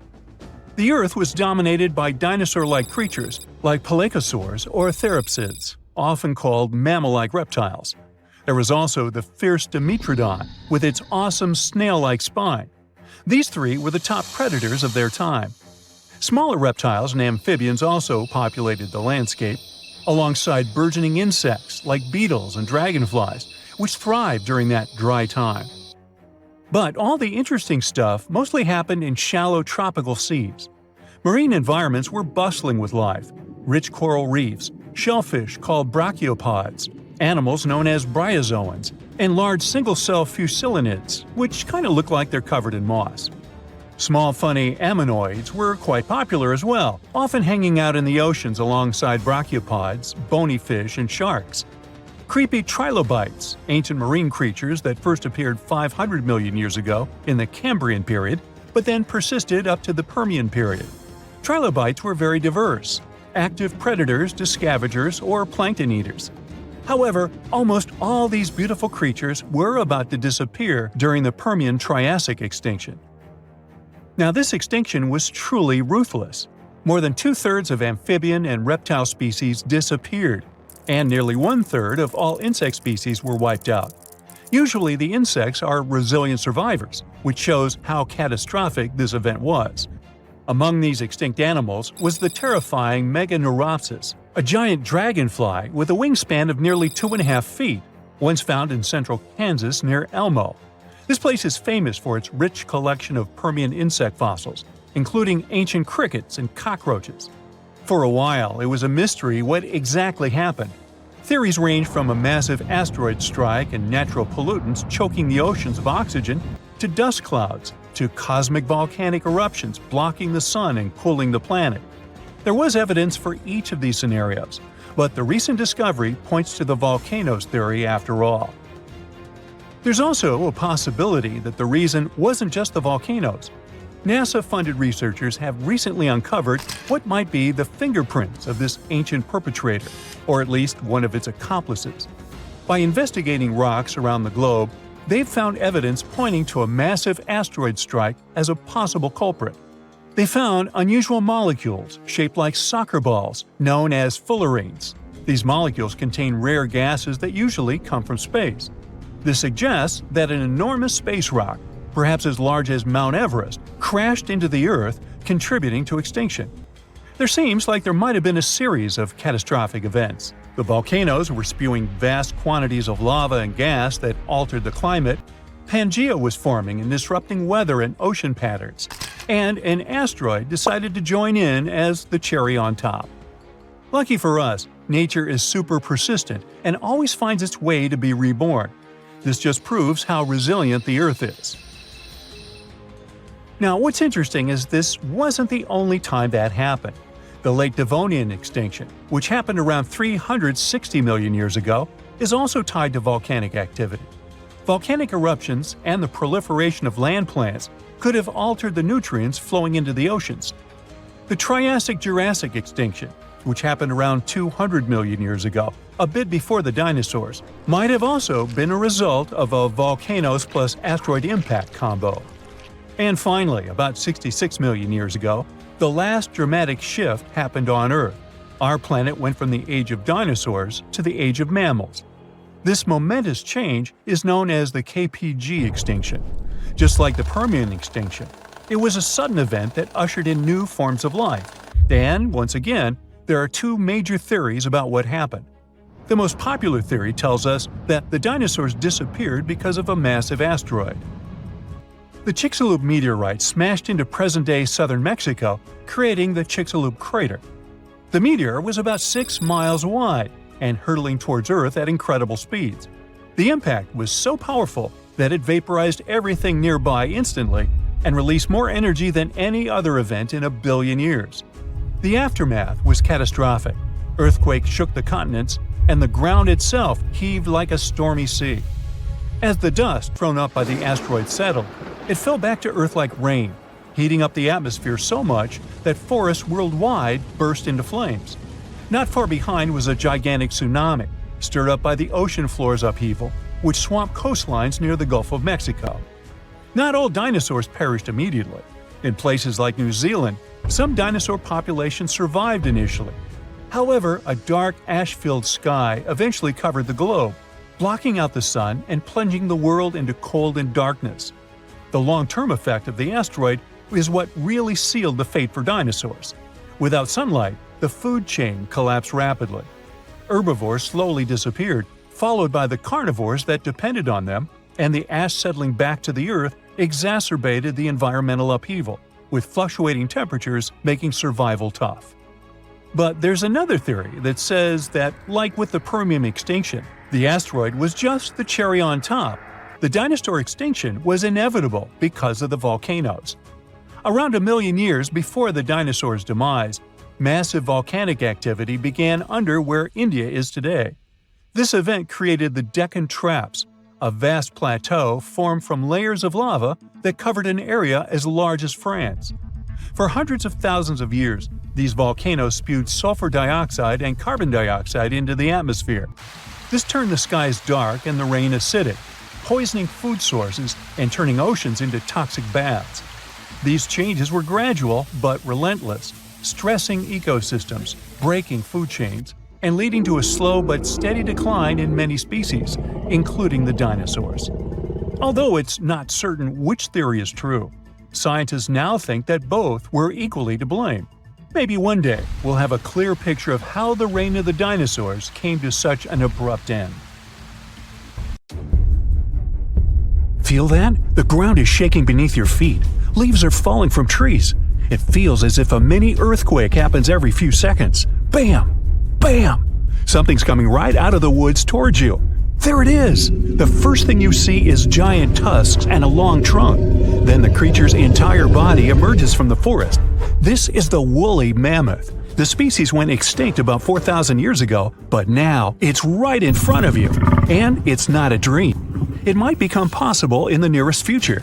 People are going to try to bring these animals back to life, and a group of scientists is already working on it. So, woolly mammoths appeared about 450,000 years ago in Siberia. Later on, they also settled in North America. Real estate was cheaper then. Then these animals took over Asia and even Europe. These guys were the tallest land animals during the last ice age. They were about 11.5 feet tall. That's as tall as a one-story cottage. That's also 1.5 feet taller than the height of the average modern elephant. But mammoths were much more massive. They weighed about 8 tons, compared to the 6 tons of an elephant. That's like 2 or even 3 big SUVs. Good thing they couldn't drive. Mammoths were so heavy because they had larger heads, as well as longer and more curved tusks. These animals lived in the cold tundra. That's why they needed a layer of fat that was at least as thick as a shoebox. But even that wasn't enough to withstand the cold. So mammoths had dense wool that grew to be as long as a cell phone charger cord. In the winter, the wool on the sides and belly of the mammoth formed something like a skirt, so the animal could lie in the snow and it didn't freeze. Mammoths spent most of their time looking for food, like me. To build up that thick layer of fat and keep their body temperature constant, they needed to eat about 400 pounds of food per day. That's the weight of 2 wild boars. But mammoths were herbivores, which means they ate grass and willow or pine branches. But after the Ice Age, the warming began. The tundra, where mammoths live, began to turn into swamps. The amount of food was decreasing. This caused a drop in the population of woolly mammoths. And now, scientists want to bring mammoths back to life. Using genetic engineering, they hope to recreate the mammoth using its DNA. Of course, this doesn't mean they will create the animal from scratch in a lab. First of all, they need a creature that resembles the woolly mammoth as much as possible. The answer is the Asian elephant. Both the mammoth and the elephant came from the same common ancestor millions of years ago. Their DNA is 99.6% the same. So, scientists only need to add several missing genes to the elephant DNA. This will provide them with fur, necessary fat, long tusks, a large domed head, and other distinctive mammoth features. And the best news is that we do have the mammoth DNA. These animals lived in colder parts of our planet with never-ending winter. This eternal refrigerator has preserved not only mammoth bones, but also their genetic material. Scientists have managed to identify about 60 specific genomes that can help recreate mammoths. The most difficult step is to bring this creature into the world. One option is to remove some DNA elements from an elephant's egg and replace them with mammoth DNA. But this would require a surrogate elephant mother.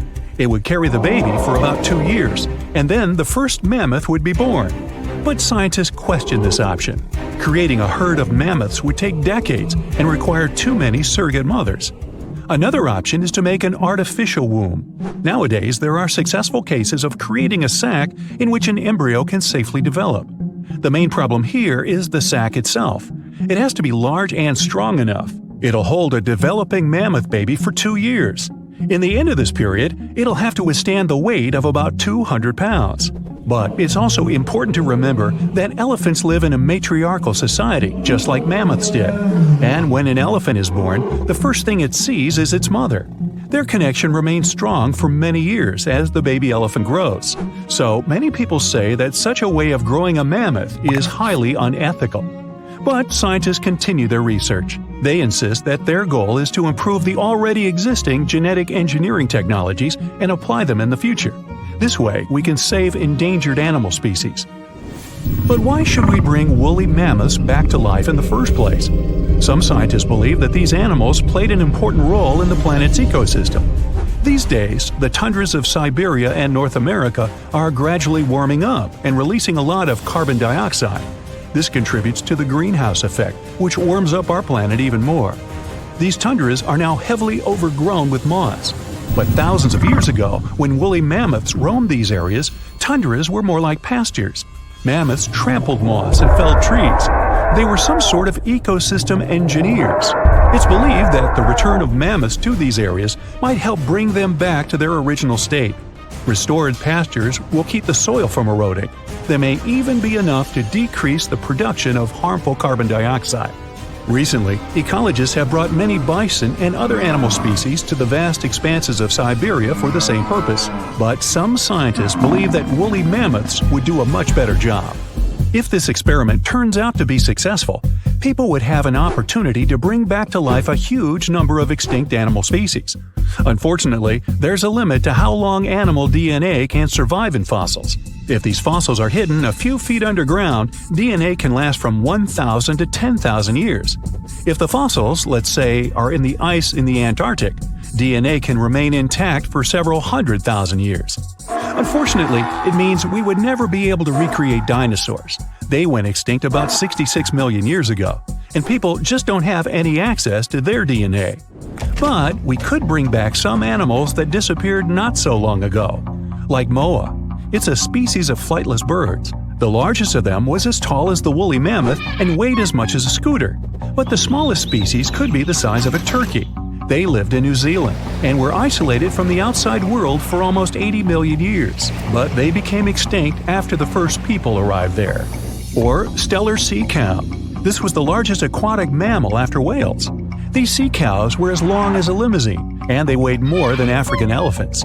Stellar sea cows had a very lazy lifestyle. They lived near the shore and ate algae, mostly seaweed. Scientists believe they didn't even know how to dive. Even though elephant birds were indeed birds, they couldn't fly. These creatures were twice as tall as an ostrich and weighed 10 times as much as the average person. They lived in Madagascar and, like ostriches, laid eggs. Although elephant birds became extinct almost 1,000 years ago, people still find their eggs. Scientists managed to get the DNA of these animals and analyze it. It turns out that the closest relative of the elephant bird is the kiwi. It's another kind of non-flying bird about the size of a domestic chicken. Pinta Island tortoises used to rest for 16 hours a day. They also drank a lot of water and could store it like camels.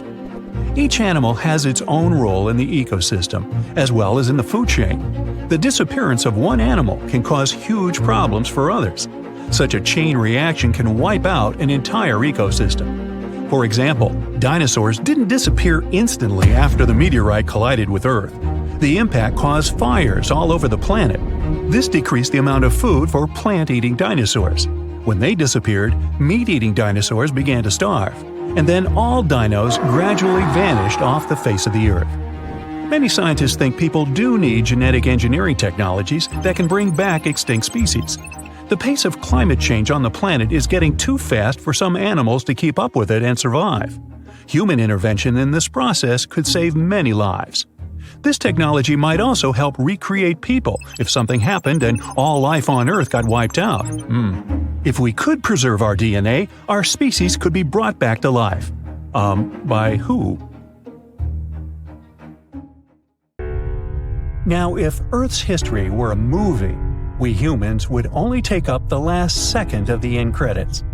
Our planet has been around for about 4.6 billion years, but our human story began about 300,000 years ago, in Africa. Now our ancestors had some wild adventures in nature. They could have run into creatures so big they'd make today's elephants look like puppies. The woolly mammoth is a pretty famous animal, sure. His cousin, though, the Colombian mammoth, not so much. This giant used to roam places from Canada all the way down to Mexico. Unlike the furrier woolly mammoths, which hung out in colder places, these animals had shorter hair, resembling huge elephants. They also had incredibly large tusks, like 12 feet worth of spiraling, sturdy tusks. And they weren't just for show, they came in handy when facing predators. That includes our ancestors. If you think about sloths these days, you're picturing these adorably slow creatures. They couldn't possibly be in your list of most dangerous animals. Well, their grandparents might have. For starters, we call them ground sloths, and they vary a lot in size. Some were as big as rhinos, and others, like the Megatherium, were as colossal as elephants. Imagine seeing a 20-foot-long sloth which doesn't mind chewing on some meat every now and then, at least in theory. Ever heard of Bigfoot? Well, our next animal kind of looks like him, but is a distant cousin to orangutans. Meet Gigantopithecus, the largest primate to ever call our planet its home. Standing tall at 10 feet and weighing more than 600 pounds, these animals were amazing to look at in real life. Unlike Bigfoot, they weren't constantly hiding. In fact, it's believed they were peaceful and gentle creatures. Sadly, they faded away about 100,000 years ago, mainly because their food sources slowly became unavailable. Those lush, fruity forests they called home eventually turned into dry grasslands. Next on our list is the cave hyena. Weighing a chunky 250 pounds and standing 3 feet tall, these beasts were as long as a grown-up lying down. What's even more interesting about these creatures is that they love hanging out in groups. A pack could be as big as 30 of these animals, which meant they could easily take on even the biggest, heaviest mastodons. Our ancient families would have needed to stay alert around these hungry specimens. Sadly for these hyenas, about 20,000 years ago, their numbers started going down. Soon enough, they completely disappeared from the planet. Quick pop quiz. What's called a tiger but isn't really one? It's the saber-toothed tiger.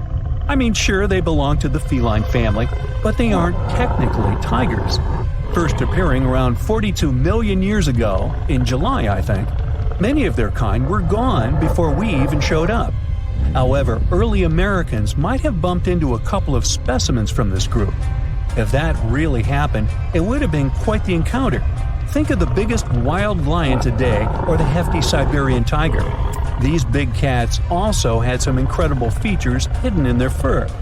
They were good at sneaking around, hiding, and pouncing on mammoths bigger than themselves. Their bite wasn't that strong, but they could open their jaws wide, like twice as much as a lion. And although their teeth were a bit on the weak side, they had buff forearms to pin down their dinner, giving those big fangs a purpose. Not the kind of kitty you'd want to play with. Dire wolves made their debut about 250,000 years ago. They were like the gray wolves we know today, but a lot stronger. While wolves these days stretch out to about 6 feet and tip the scales at 170 pounds max, dire wolves were about 5 feet and about 150 pounds. Found all over North and South America, they had admirable jaws, biting nearly a third harder than their modern counterparts.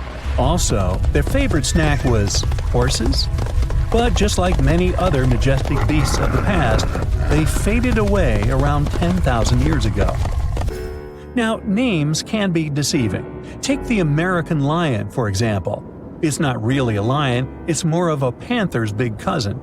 The other part of the name is correct, though. They did live in America about 330,000 years ago. This feline was no lap cat either. They were at the top of the wildcat pyramid, weighing a colossal 772 pounds. That's like stacking 4 grown men on a scale. Even the mighty African lion would look a tad bit shy beside these beasts. With the muscle to take down a bison, you wouldn't want to accidentally interrupt their dinner. They parted ways with this planet around 11,000 years ago, right after the last ice age. Now, down in Australia, about 50,000 years ago, I wasn't around then, there lurked a relative of the Komodo dragon, the Megalania. Experts love to have debates on how big it was.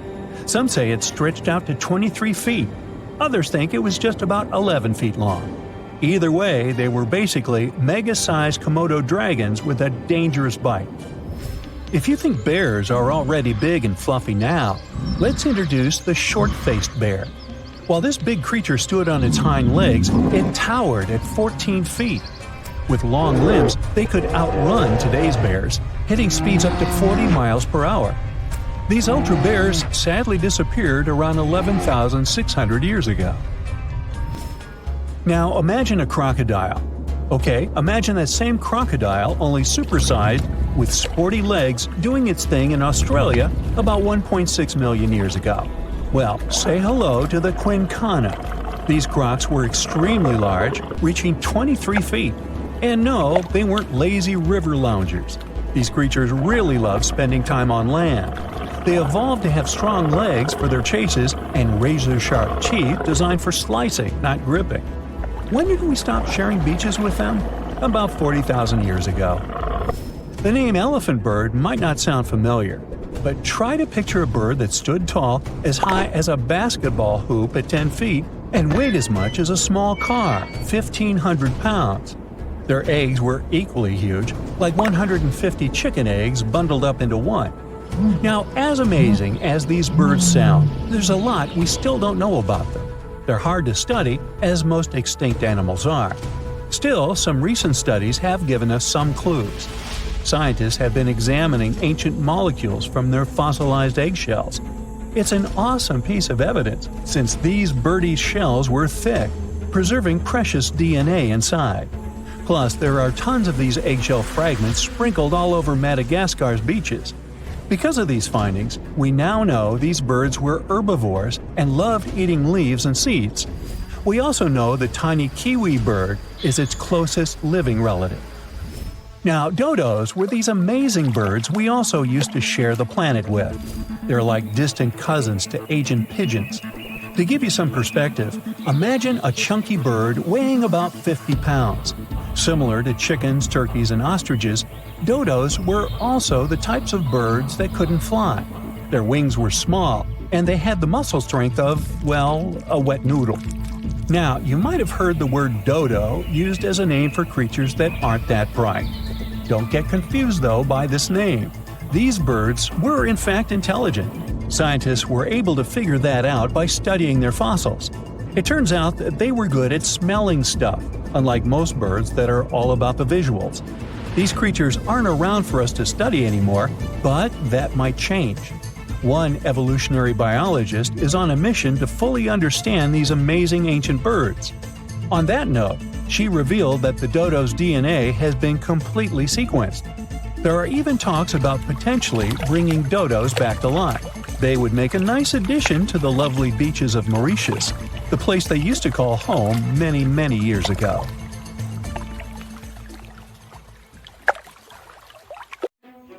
Currently, there are approximately 20 billion animals inhabiting our world. If everything were ideal, we would have 5 billion more animals on Earth. But many species have gone extinct, and around 44,000 species are currently in danger. The largest, most recent mass extinction event in history occurred during the Dinosaur era, leading to the eradication of 75% of species on Earth. The Tulachi wallaby is a long-lost relative of today's kangaroo, but they had a hidden superpower, night vision. That's why they were mostly active at night. They were 3 feet tall and fed on grass, fruit leaves, and other plants. Wallabies lived in grassy areas near swamps and other water bodies, but not for long. By the 19th century, their numbers had gone down, bringing them to the edge of extinction. Only 14 wallabies had been left in the wild by 1920. A rescue mission was launched. They tried to capture the last 14 animals to protect them. But the situation got out of control and 10 wallabies lost their lives. The 4 remaining ones were transferred to a special facility, and in 1935, the last animal passed away. Only one picture of the Tulachi wallaby is left now. There were reports of the animal's sightings after that, but no proof was shown, and the creature was officially declared extinct in the 70s. Short-faced bears were a unique species that lived in North America, particularly Alaska. It was a massive bear, weighing around 1,500 pounds. When standing on its hind legs, it was around 12 feet tall, a whole foot taller than today's biggest beast in this family, the polar bear. This animal was different from today's bears because almost all of them are omnivores, except for polar bears. But this monster was solely carnivorous, which was the reason for their extinction. During the end of the Ice Age, many herbivores were gone, and those bears did not have enough food to survive. They were the Usain Bolt of the bear world, the fastest Bruins to have ever lived, reaching a top speed of 40 miles per hour, which is 5 miles faster than grizzlies. There are around 400 million pigeons in the world now. Some time ago, in America, a species of birds called passenger pigeons were abundant throughout the country, especially in the eastern forests. There were more than 1 billion of them, but they went from 1 billion to 0 in a few years. They had small heads and necks, but long tails and wings and strong breast muscles that allowed them to fly super long distances. The last passenger pigeon passed away in captivity in 1914. It was named Martha. With that, the ecosystem in the U.S. has never seen this bird again. Now, elks are enormous animals, but they look tiny when you compare them to long-gone Irish elks. That elk was around 7 feet tall at the shoulder with a humongous antler of 12 feet. Today, elk are only 4.5 feet tall at the shoulder and have around 4-foot-long antlers. Despite its name, this elk was found all over the world, from Asia to Europe. It got its name because, in Ireland near Dublin, researchers found a perfectly preserved specimen. Since then, it's been called the Irish elk. The last one passed away in Ireland. The main reason for their disappearance was their inability to adapt to changes. When the Ice Age ended, the elk could not survive and became extinct. Now, somewhere deep in the forests of Costa Rica lives the interesting-looking golden toad. It was discovered in 1966 in one particular spot where all toads would gather to mate.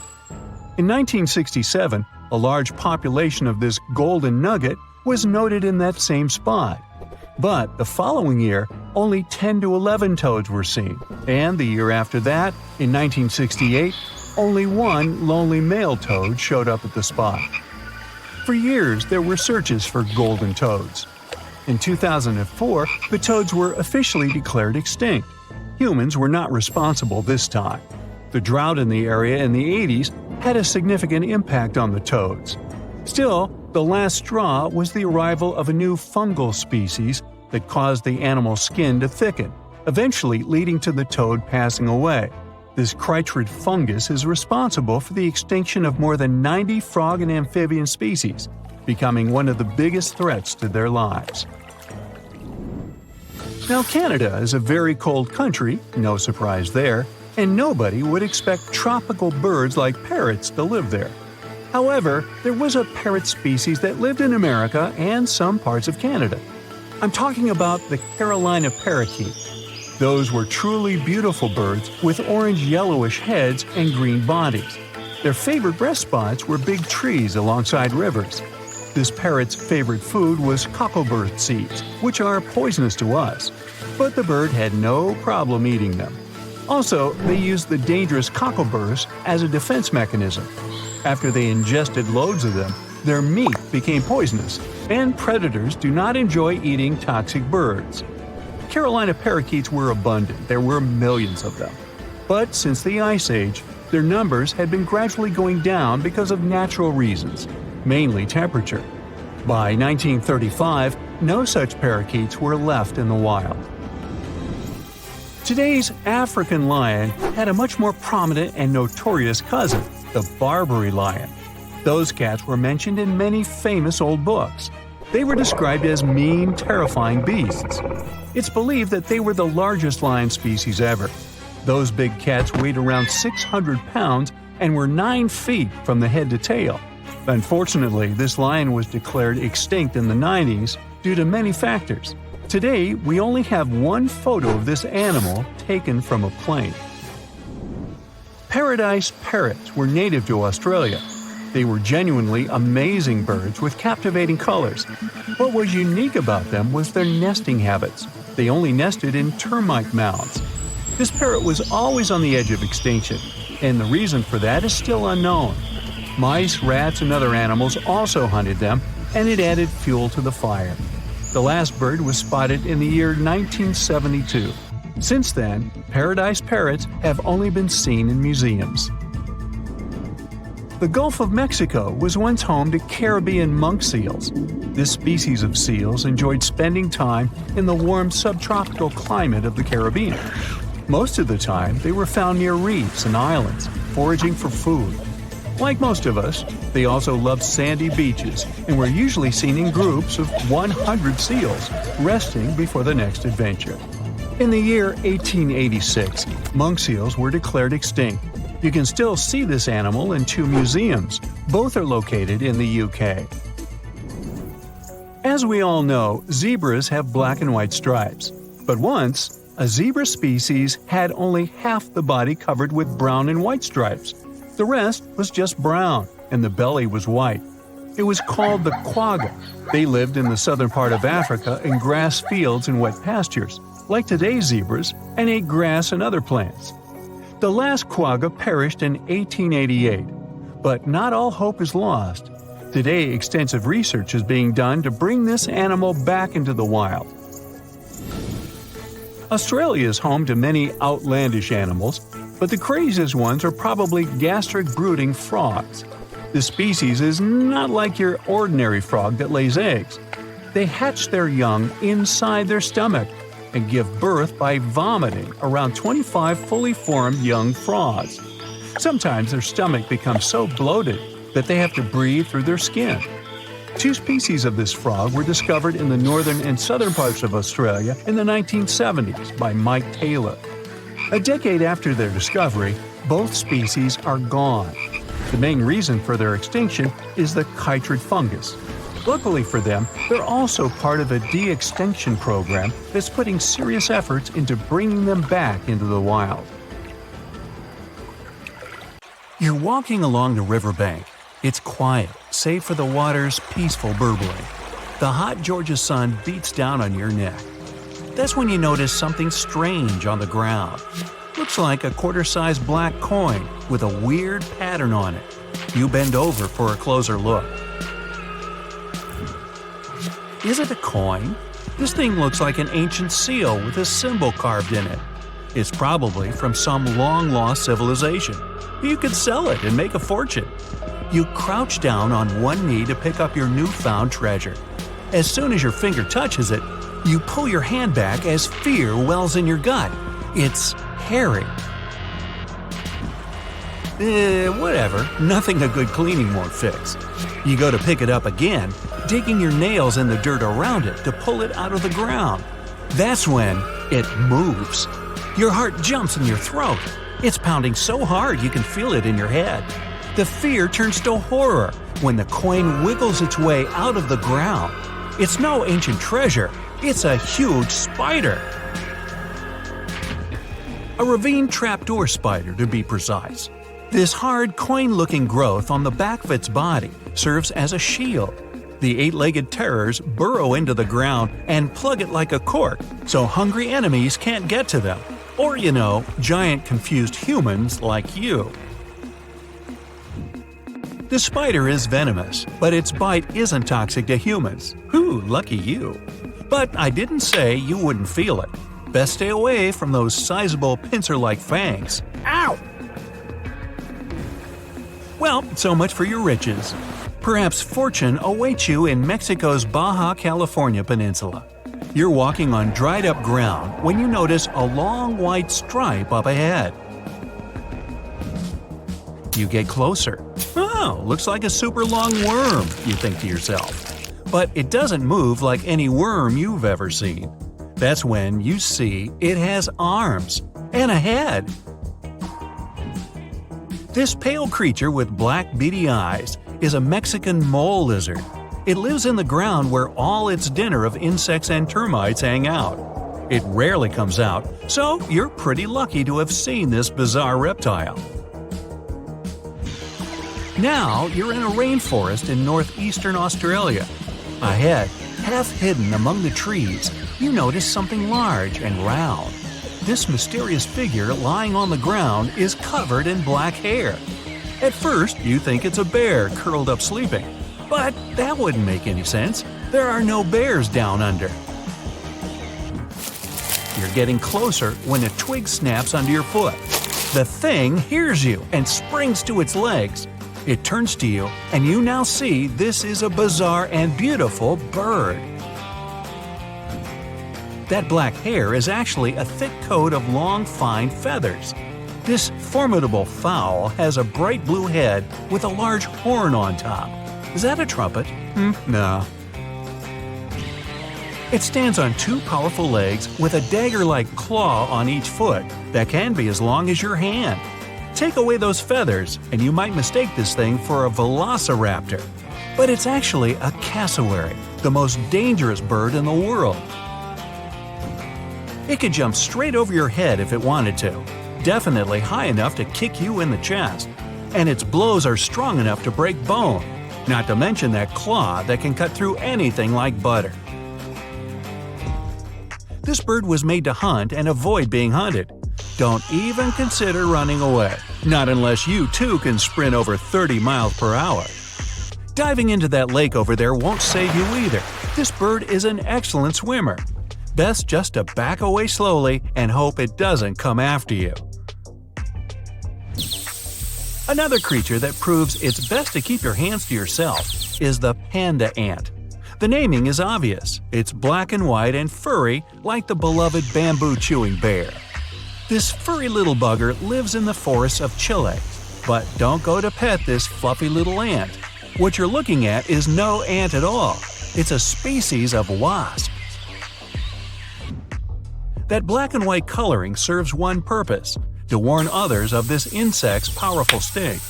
And if that doesn't make you back away, the wasp will let out a squeaking sound. It sounds cute to us humans, but it means a painful sting is around the corner. These insects are loners. They don't live in colonies and don't have nests. They're also parasites. A female panda ant lays eggs next to the larvae of another insect. Then the hatched babies use these larvae as food. Ew. Surely you've seen bugs that look like leaves and twigs. But what about a creature that looks like a beautiful orchid? You can find this fragrant flower in the forest or a green field among other plants. But make sure that's a flower you're leaning in toward to smell. If it's not, you risk being bitten by a praying mantis.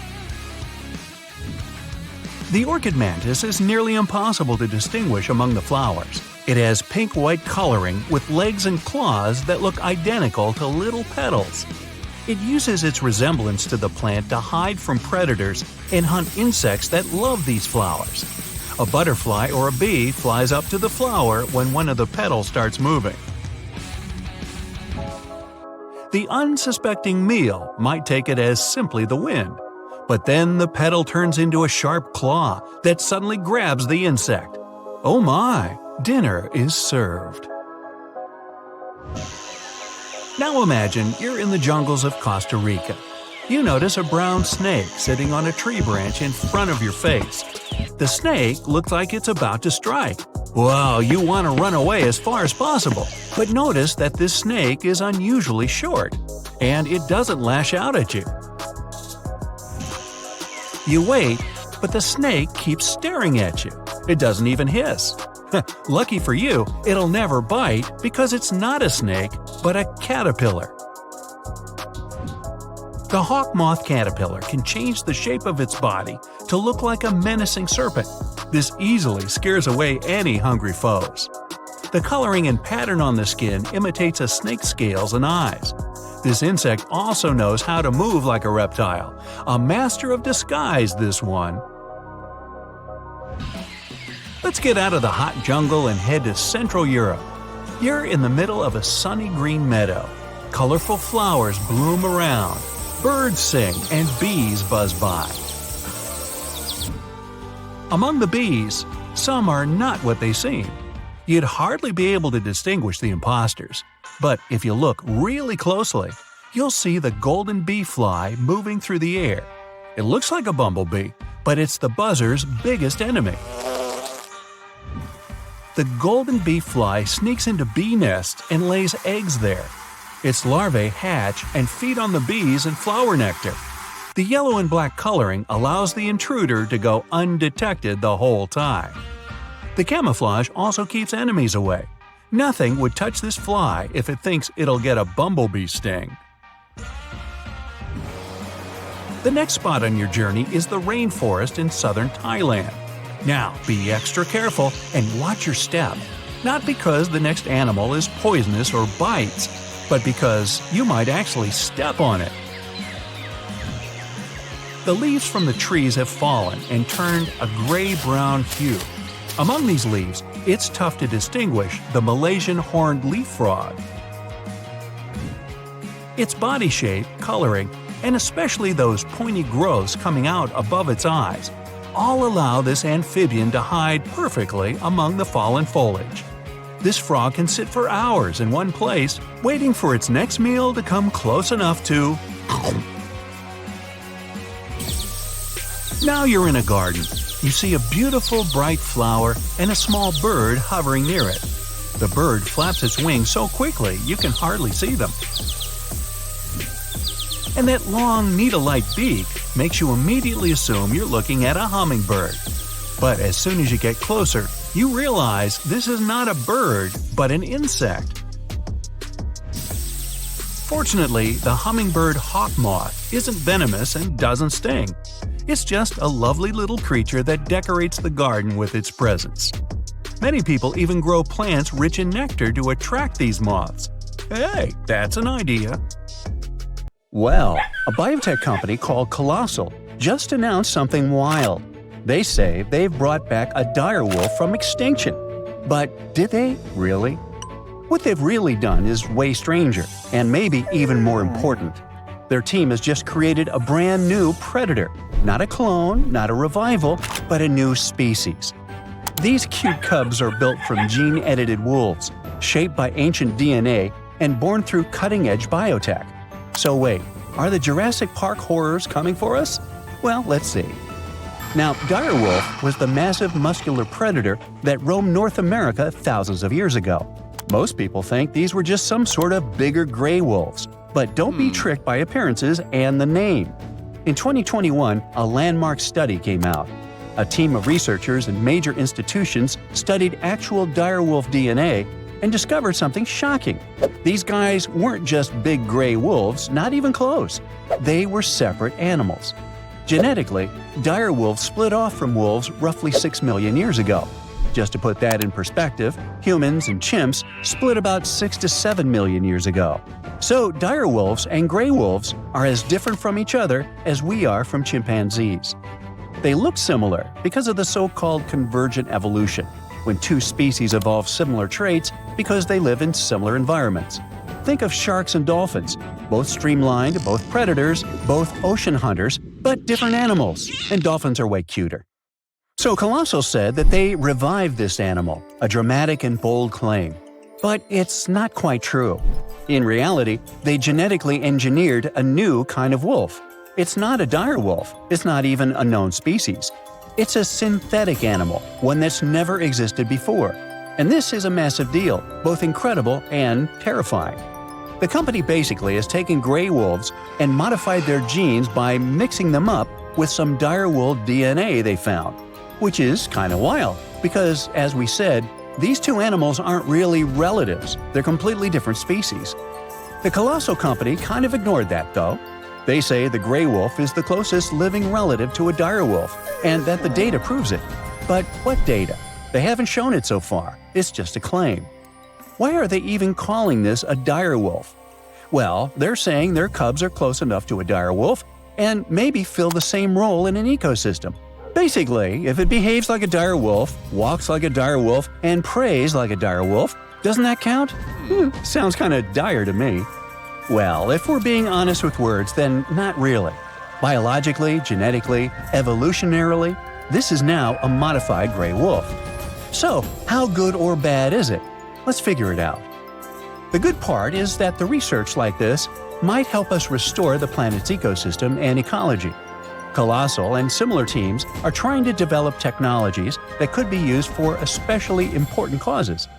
We don't notice it in daily life, but species are quietly, constantly disappearing. Scientists estimate that over 1 million species are at risk right now.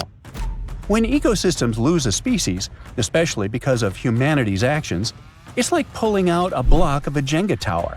Too many missing blocks, and the whole thing wobbles. But Colossal believes that if we can't bring the exact block back, we can create one that fits closely enough to stabilize the structure. For example, they've also worked on cloning red wolf-coyote hybrids. This might help repopulate U.S. ecosystems where red wolves once thrived. All the tools these scientists invented might even help with currently endangered species. Another genuinely mind-blowing part is that scientists working with Colossal found real, usable DNA from direwolves. That alone is a massive achievement. We do have direwolf fossils, tons of them from the La Brea tar pits. Hey, don't stick your toe in there. But those fossils are soaked in tar. Because of that, their DNA is usually ruined. But the team managed to find some direwolf bones that are over 12,000 years old. These specimens gave researchers enough material to begin building a direwolf genome. Not a full one, but a basic blueprint. Even if we ignore the wild new species part, this achievement is still huge because it'll help us study the extinct direwolves in more detail. We might now learn more about this animal than we ever did before. It's literally molecular archaeology. Now, all this is great, up to a point. The controversial part is, of course, the Jurassic Park one. We're not just preserving species anymore. We're starting to pull some shenanigans with it. Of course, this immediately raised tons of concerns. Both regular people and scientists are now debating heavily about this and show a lot of skepticism. Another problem is that actual ecosystems are way more complex than Jenga puzzle pieces. They're full of moving parts, millions of them, all adjusting to each other constantly. So, if you throw a new type of wolf into the mix, it won't react exactly the way a dire wolf once did. The times have changed, the ecosystem has changed, the extinction happened, nature adjusted, and throwing these cubs into the wild now might be even more destabilizing. That's why these new wolves aren't being released into the wild. They won't be hunting bison or roaming ancient grasslands. That world is long gone. Their prey is gone. Their ecosystem is gone. Instead, they'll stay to live in the lab. But if we do start to put our own animals into the ecosystem one day, what happens when ecosystems start depending on human-made species to survive? Well, it's like I always say, it's nearly impossible to science your way out of a situation that you behaved yourself into. If you can't change the behavior, the science might only be flashy and not the solution. Anyway, all these are hard and important questions. For now, we might at least exhale with relief that no one is bringing the dinosaurs back. Yeah. DNA doesn't survive more than 1.5 million years, and dinosaur fossils are stone now, not cells. You can't clone from stone. But what about animals that vanished more recently? Creatures that once lived during the Ice Age, or even just a century ago? Those are within reach. The most famous example is the woolly mammoth. These shaggy giants once stomped across the tundras of the north, shaping nature by knocking down trees, flattening snow, and fertilizing soil. Their disappearance helped turn thriving grasslands into mossy, carbon-trapping bogs. Now scientists want to take preserved mammoth DNA from frozen remains, compare it with elephant DNA, identify the key differences, and create a new hybrid. Kind of the same thing we did with these new dire wolf cubs. It would be a cold-resistant, tundra-stomping, woolly-coated mammoth elephant. Like that. These guys would be close enough to fill the ecological niche that mammoths once held. Then there's also the passenger pigeon. Once the most abundant bird in North America, flocks so massive they could block out the sun, but we hunted them to extinction by the early 1900s. The last one, named Martha, passed away in a zoo in 1914. But we have her DNA preserved in museum samples. And today, using AI and genomics, scientists are working to recreate a living bird that behaves like a passenger pigeon. These birds could help regenerate forests, spread seeds, and restore a part of the lost sky. And finally, the Tasmanian tiger, a striped wolf-like marsupial that once roamed Australia. It was hunted to extinction in the 20th century. But its DNA is abundant. Museums collected pelts, fossils, and even preserved pups. This one was a keystone species, a stabilizer, a hunter that helped keep ecosystems in check. So they want to restore this one as well. The idea is to bring back extinct species using artificial intelligence, genetic sequencing, and the rapidly growing toolbox of biotech. But all this has to be done very carefully. Otherwise, the species could destabilize the environment instead of helping it. Now, on the good side, even if we never bring a mammoth back, this research is already saving lives. For example, the northern white rhino. There are only 5 left, and only 1 male among them. Extinction is practically written into their future. But using preserved cells and cloning techniques, scientists are working on rebuilding the population. In any case, it looks like we're entering a new era of biology, and this discovery is going to start a conversation that will be going on for decades. In 1952, an Air Force plane called C-124 Globemaster II crashed into a big mountain while flying from Washington to Alaska. Sadly, everyone on board, 52 people in total, didn't make it. The bad weather at the time made it hard to find the crash site, and even later, any attempts to locate it failed. But in 2012, a helicopter crew doing a training mission spotted the pieces of the crashed plane on a glacier called Colony Glacier in Alaska.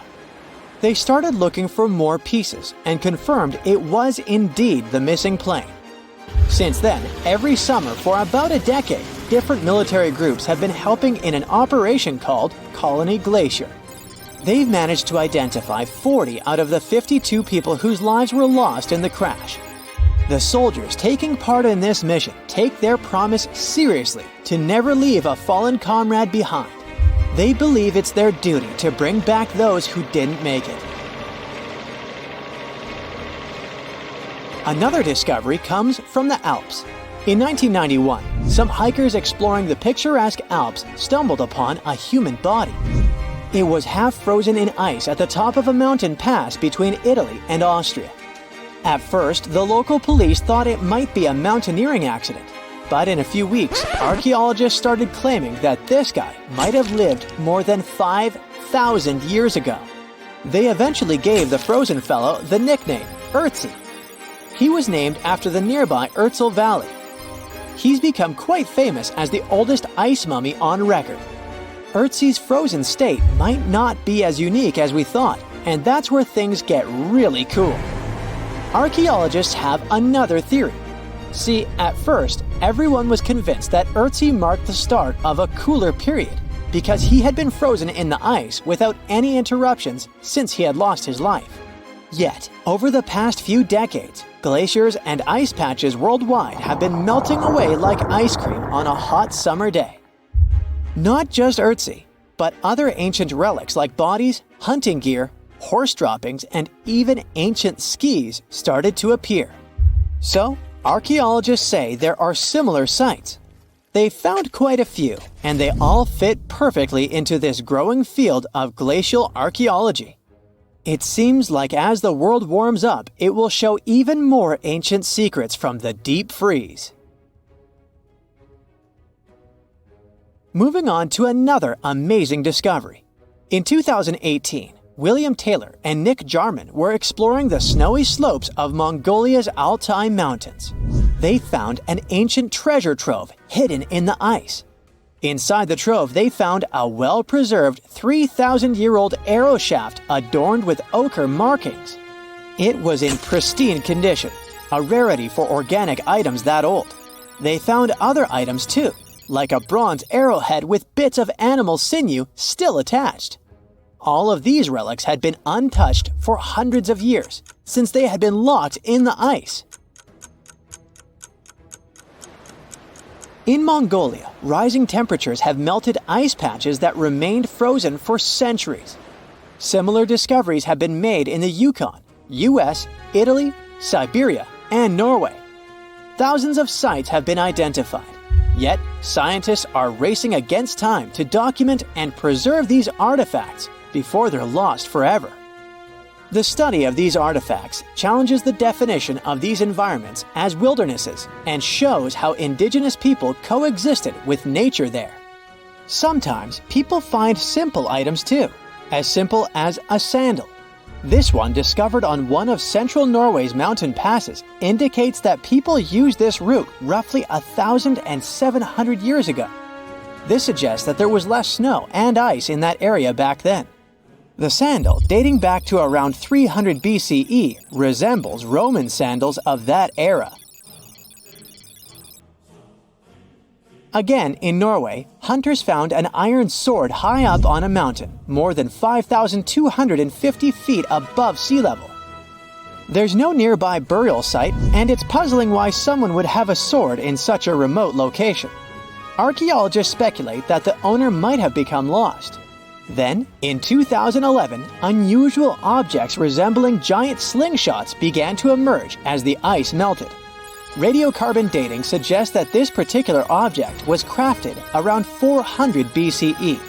It measures over 3 feet long and has knife cuts. Those puzzled archaeologists until one team member recognized them as tang, or pliers, used to secure loads on sleds when transporting hay or leaving for animal food. People in the area used hay sleds with pliers until the 1950s, when tractors became more common. Now, let's get back in time to thousands of years ago. We can easily do that by looking at this woolly mammoth. This creature looks a bit like a cherished but slightly worn-out toy. This ancient giant, whose heyday was 39,000 years ago, is the best preserved mammoth ever found. Even its signature shaggy hair is surprisingly well preserved, having been trapped in glacial ice until its recent discovery in Siberia. This remarkable animal is stepping into the limelight in Yokohama, Japan. scientists are running tests that might bring this extinct species back to life. When they stumbled upon this female mammoth, they uncovered a hidden treasure, a sample of her blood preserved beneath the ice. So they believe this ancient blood could hold the key to resurrecting the mammoth. They also found well-preserved muscle tissue. She was between 50 and 60 years old when she met her icy fate. The discovery of mammoth blood has reignited debates about the ethics of bringing back extinct creatures, like in Jurassic Park. Their ambitious plan is to implant an egg into a living elephant for a 22-month pregnancy, hoping that at least one living mammoth cell might survive. Hop on, we're going to the French Alps. We are at a spot not far from where an Air India plane tragically crashed 46 years ago. We're accompanied by a diligent mountain rescuer and his neighbor. They went to this area after a bunch of tourists had noticed a strange-looking thingy on a glacier. It was a bag. The Indian embassy in Paris got wind of it, and it was all set on getting that bag. What makes it kinda cool is that it had Diplomatic Mail and Ministry of External Affairs written on it. The Air India flight was on its way from Mumbai to New York when it took a nosedive in January 1966. It took 117 people on board down with it. Guess what else was inside the bag besides the soaked Diplomatic Mail? It had a stack of old Indian newspapers. So, alongside those, they also found bits of the plane's cabin, a lone shoe, and a bunch of cables. Totally unexpected treasures on that mountain. During the summer of 2013, scientists stumbled upon a message left behind by a geologist named Walker, who had placed it there 44 years before. That message sort of served as the man's last testament. He passed away just a month after hiding the bottle in the rocks on the island. The content of the message was quite astounding. In 1959, Walker had measured the distance from those very stones to the glacier's edge, and it clocked in at a mere 167 feet. By 2013, that distance had ballooned to 400 feet. Researchers are convinced that this stark contrast between the two measurements underscores the consequences of ongoing global warming. Imagine the melting ice in Norway's mountains as a time machine revealing a treasure trove. Nearly 800 Viking artifacts tucked away for over 1,000 years have been unearthed. They give us a peek into the bustling trade networks of the Viking era and the critical role of the mountain passes in this ancient commerce. Among the finds are leather shoes, cozy woolen mittens, stylish tunics, feathered arrowheads, horseshoes, walking sticks, and kitchen gadgets from the Viking chef's toolkit. There are even Viking pack horse souvenirs.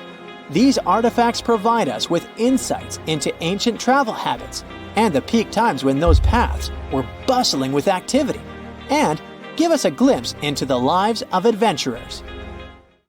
Well, hey there! We dive back in time and into the oceans over 500 million years ago. Just, because we can.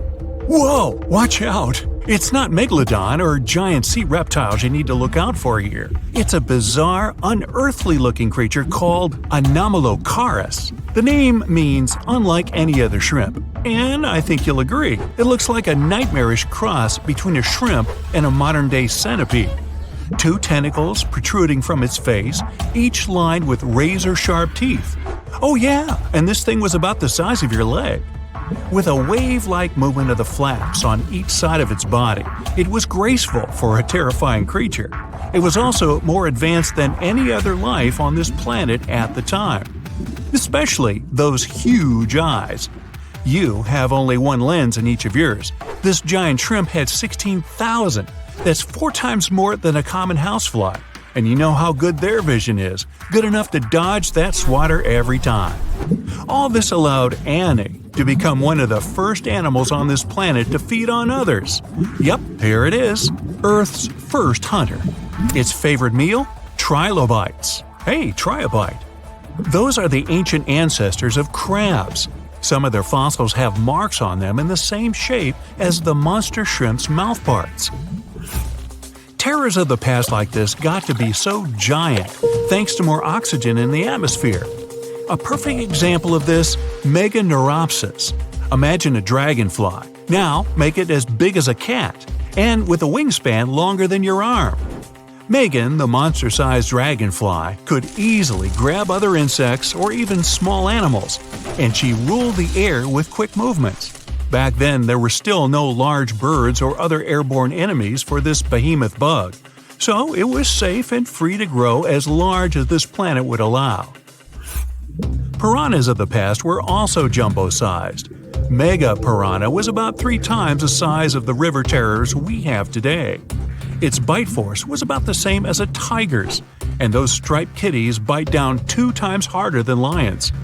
That means it probably not only dined on other fish and any land creatures that, got too close to the water, but it could also easily crunch down on large turtles and other unlucky shelled creatures.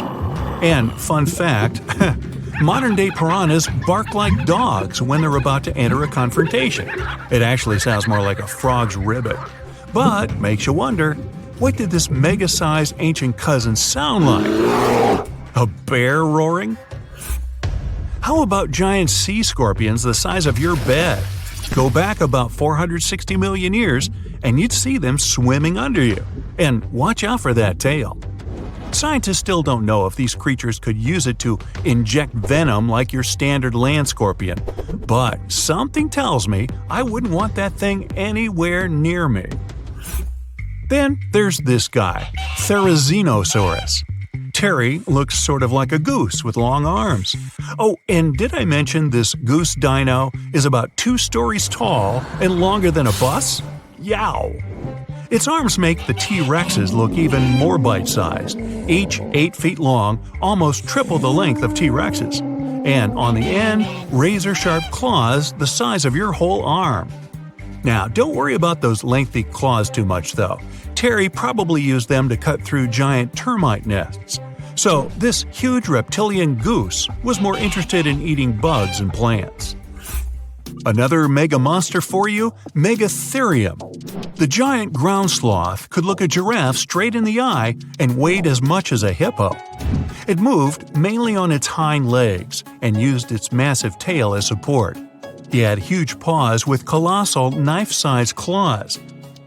The sloth could use them to defend itself from enemies and to bend tree branches in search of food. But the biggest danger to the giant ground sloth wasn't dinosaurs or saber-toothed tigers. It was our own species. Yep, humans showed up just in time to meet this fellow and to, eat him up. Titanoboa was a terrifying 50-foot snake, as long as the great megalodon itself. It was also more than 2 times heavier than the heavyweight champion among snakes today, the green anaconda. Crocodiles were a regular on this serpent's menu. Titanoboa could swim 3 times faster than the fastest Olympic swimmer our species has ever seen. It was quicker and more dangerous in the water than outside it. And don't forget the boa part of its name. This massive snake wasn't venomous. Instead, it liked to squeeze. Remember that giant shrimp from earlier? Well, Opabenia looks like its teeny-tiny finger-sized cousin. And instead of 2 toothy tentacles, this thing had a vacuum hose coming out of its face. On the end of that trunk, what looks like a single crab claw. Add 5 eyes and a mouth under its head, and you've got a recipe for something not of this planet. Only it is. This creature used its trunk like an elephant does. Its claw grabbed food from the bottom of the ocean and brought it up to its mouth. This thing is so weird-looking that, apparently, when the scientists who discovered it presented his findings to an audience, they all laughed as if he were joking. Now, a real-life monster, the Tully monster. From a distance, it looks a bit like Nessie, that long neck and teeth-lined jaws. But get closer, and you'll see it's more like a long nose with a mouth attached at the end, like a mosquito. Its eyes are further back, sticking out of tubes all snail-like. Tully was an ancient mollusk, about the size of your forearm. It probably dined on jellyfish and shrimp 300 million years ago. Thylacis smilus will put a smile on your face as long as you don't get too close. No, it's not a relative of the saber-toothed tiger. It was a marsupial, making it more related to a kangaroo than anything. And if you compare them to body size, its fangs were actually longer than a saber-toothed tiger's. And they grew continuously. As for that beard on its chin, that's actually all chin. The lower jawbone grew down to a point under the mouth. Those fangs were rooted to the skull, going way back to its eyes. When the mouth was closed, that bony beard protected the long, sharp teeth from breakage. Staganapolis, not to be confused with Minneapolis, might look like a big crocodile with a squished-in snout, but it was mostly harmless. Its small head and very few teeth meant the reptile didn't have much to work with when protecting itself. That's what all those armored scales were for, and no need for huge fangs or long rows of razor-sharp teeth when you're a plant eater. That beak-like tip on its nose allowed the stag to dig up plants. So, really, this reptile was more like a 10-foot scaly pig than a croc. Basilosaurus was a type of ancient whale that lived on our planet about 45 million years ago. Not quite as long as a blue whale, but this guy was still big enough to munch down on other whales and even sharks. Some people believe these monsters could still exist today. Eyewitnesses claim to have seen a giant sea dragon, and Basilosaurus fits the description. Plus, 90% of our oceans are unexplored. There's plenty of space to hide a sea monster. But scientists haven't found any fossils of this ancient whale younger than 3.7 million years. So, this myth is busted.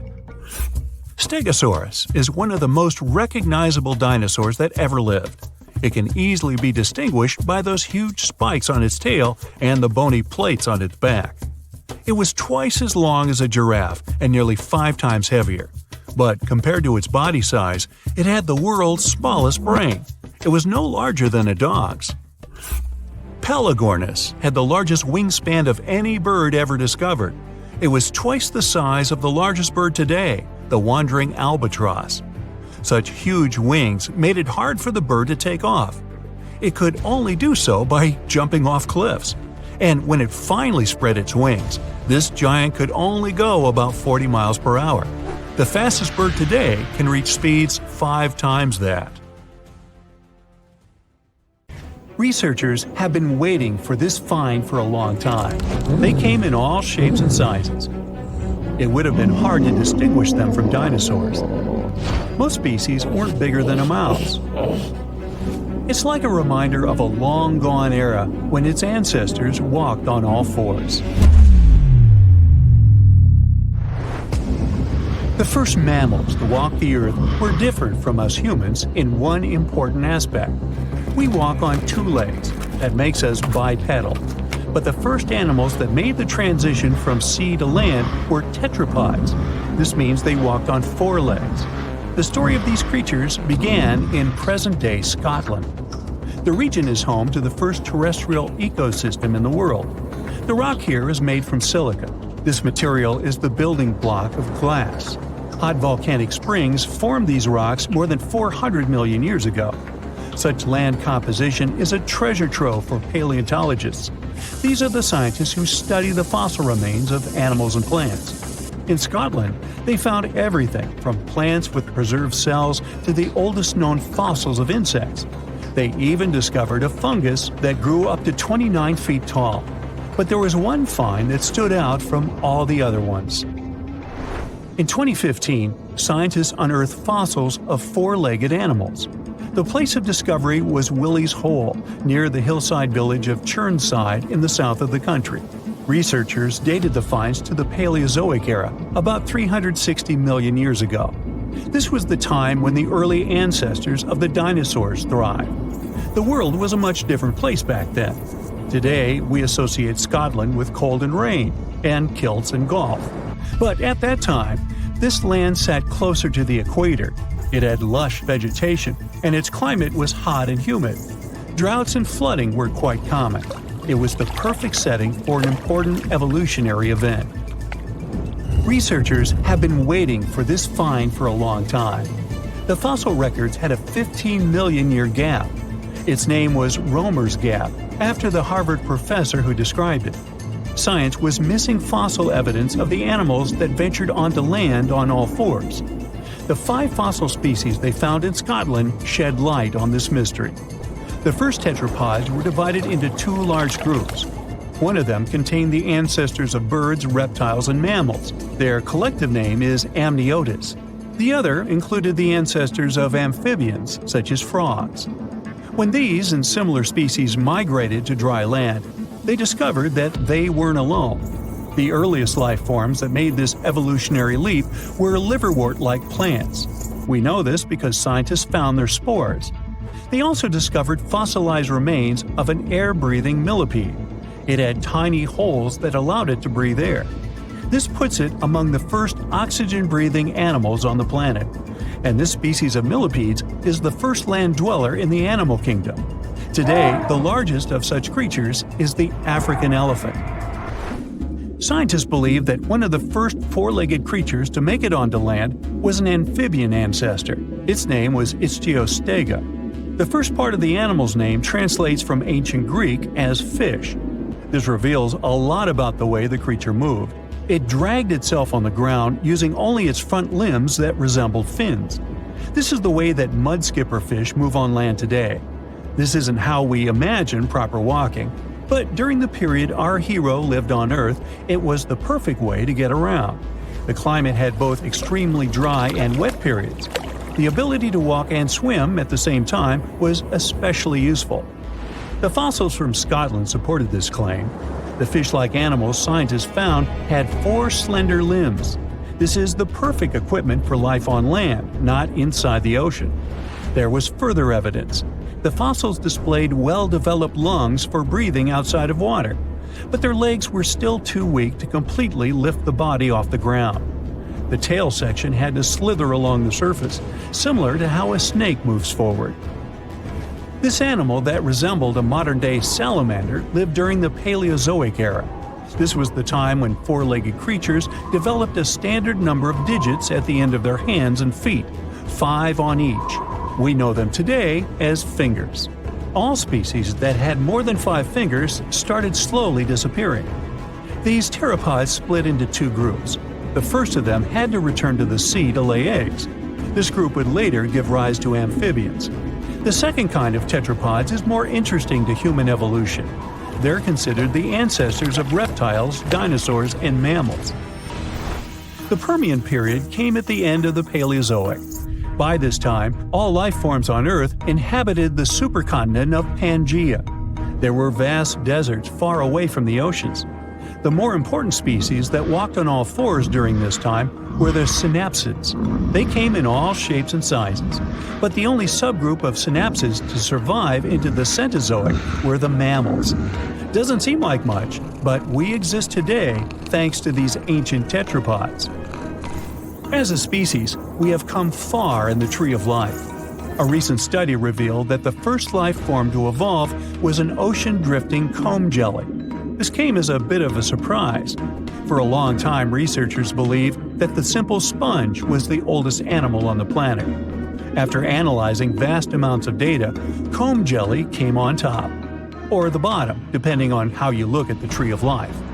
These ancient beings were squishy and had tentacles, but they weren't the true jellyfish like the ones we see today. The creatures lacked the bell-shaped body and stinging cells. Scientists cannot precisely date the species because they lack a fossil of the oldest comb jelly. This is not the case with other ancient creatures that once roamed our planet.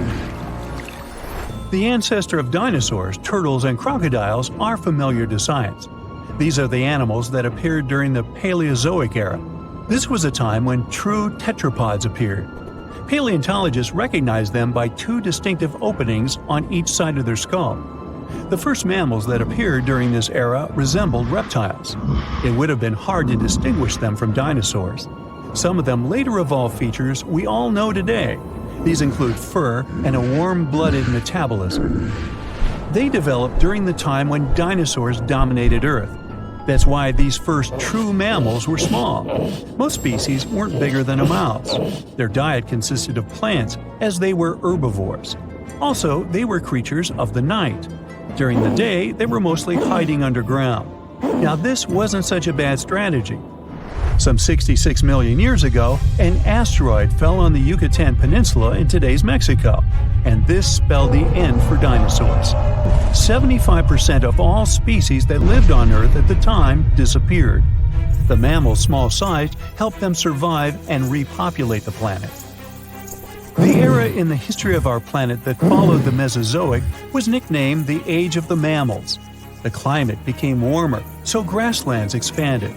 These were the ideal conditions for tetropods to grow in size. Some mammals decided not to take this evolutionary path. Bats remained relatively small in size and took to the skies to join birds. And there are some tetrapods that returned to the ocean. The most notable example are whales. Today, their closest living relatives are hippos. Both species are aquatic, but they developed this trait separately. The first whales were actually tetrapods. These were the most typical examples of four-legged land animals. If you saw them today, you would think they were oversized rats. That's what whales looked like some 50 million years ago.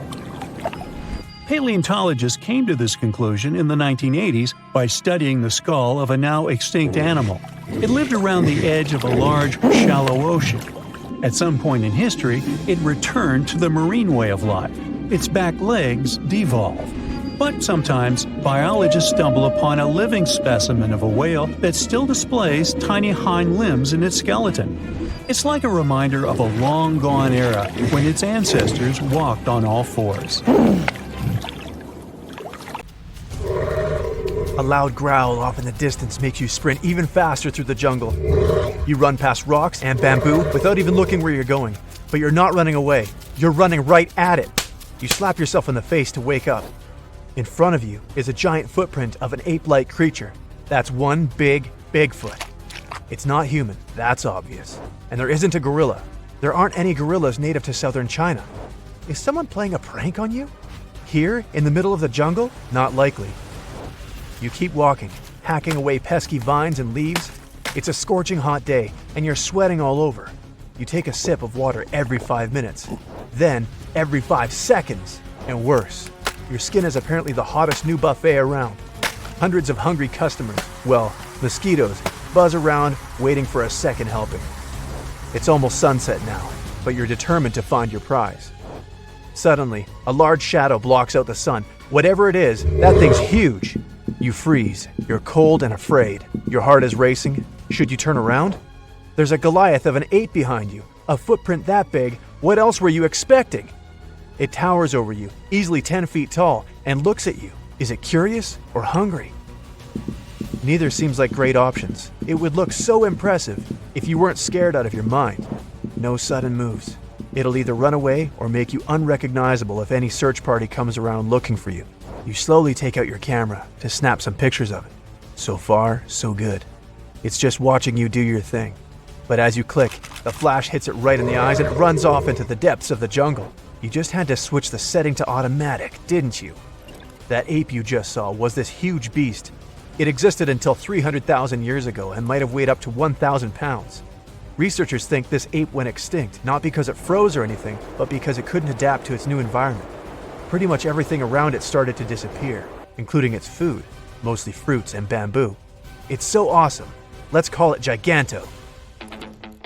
These monsters weren't climbing up trees. They didn't have to. They could just reach up and grab whatever they wanted. Their closest relatives, orangutans, were able to adapt to new conditions of the Ice Age by expanding their diet and trying new things, like bamboo hot dogs and orangutan skydiving. Only kidding. By studying the shape of its jaw and teeth, scientists are pretty sure it was a herbivore. So don't worry, these apes aren't going to think you look like a mid-morning snack. But that doesn't mean they'll be picking daisies while you stand nearby snapping some selfies. A powerful gorilla can lift around 20 times its own body weight, which means that it's around 10 times stronger than a human. And on average, a gorilla weighs somewhere around 300 pounds. You don't need to do the math to know not to mess with these awesome creatures. They can take down a banana tree without even breaking a sweat. and could probably bench about 5 times the world record. Giganto would tear it up in the Olympics, literally. You're still in shock, even though a snake is slithering right up your arm. You pull yourself back together and brush it off. You've already had your fill of freaked out for the day. A snake doesn't even make you flinch. Did you really come face to face with an actual Giganto? Maybe the last of its kind? You race back to your colleagues and they can't believe it. The next day, you gather some of the more brave researchers and head back out into the jungle. Everything looks so peaceful.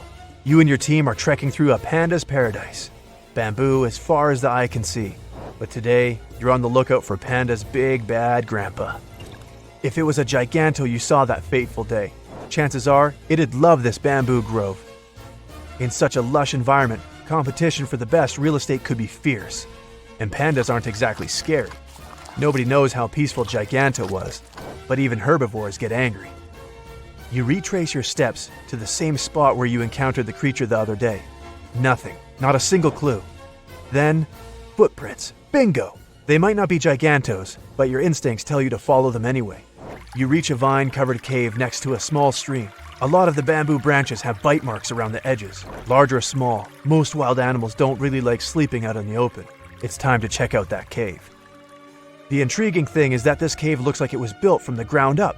Did this creature evolve enough to figure out how to build a DIY home? Other animals do. Beavers have a built-in instinct to construct dams and rivers. That's how they stay safe, and that's where they store their food. Plus, the dam lets them chill all day in their improvised pool. Did Giganto really build this thing? You and your team approach the cave cautiously. You don't know if it's in there sleeping, or maybe a dozen of them are watching you all, waiting for you to enter. Maybe it's out gathering food and only comes back at night. You can definitely hear something, but it's not the sound of a fierce creature. It sounds more like a beep. You tiptoe in and see your watch. The one you dropped when you first saw Giganto. Out of nowhere, you feel a rumble. Earthquake! No, it's deeper. It sounds emotional. It's a growl. You turn and see Giganto at the mouth of the cave, standing tall like a boss. After a minute of direct eye contact, it runs off again into the jungle. This time, though, you caught the whole thing on your phone. A couple of shares later, you're the proud owner of the most viral video of all time. The internet loses its head. Giganto's real. The real-life King Kong walks among us. And then the real nightmare begins. Thousands of tourists descend on the quiet jungle, looking for their very own glimpse of Giganto. Hotels, restaurants, tours, new roads. It's not a quiet jungle for long. Hollywood's having issues. It already made a bunch of huge ape movies. Now it turns out the real one's way cooler than their wildest dreams.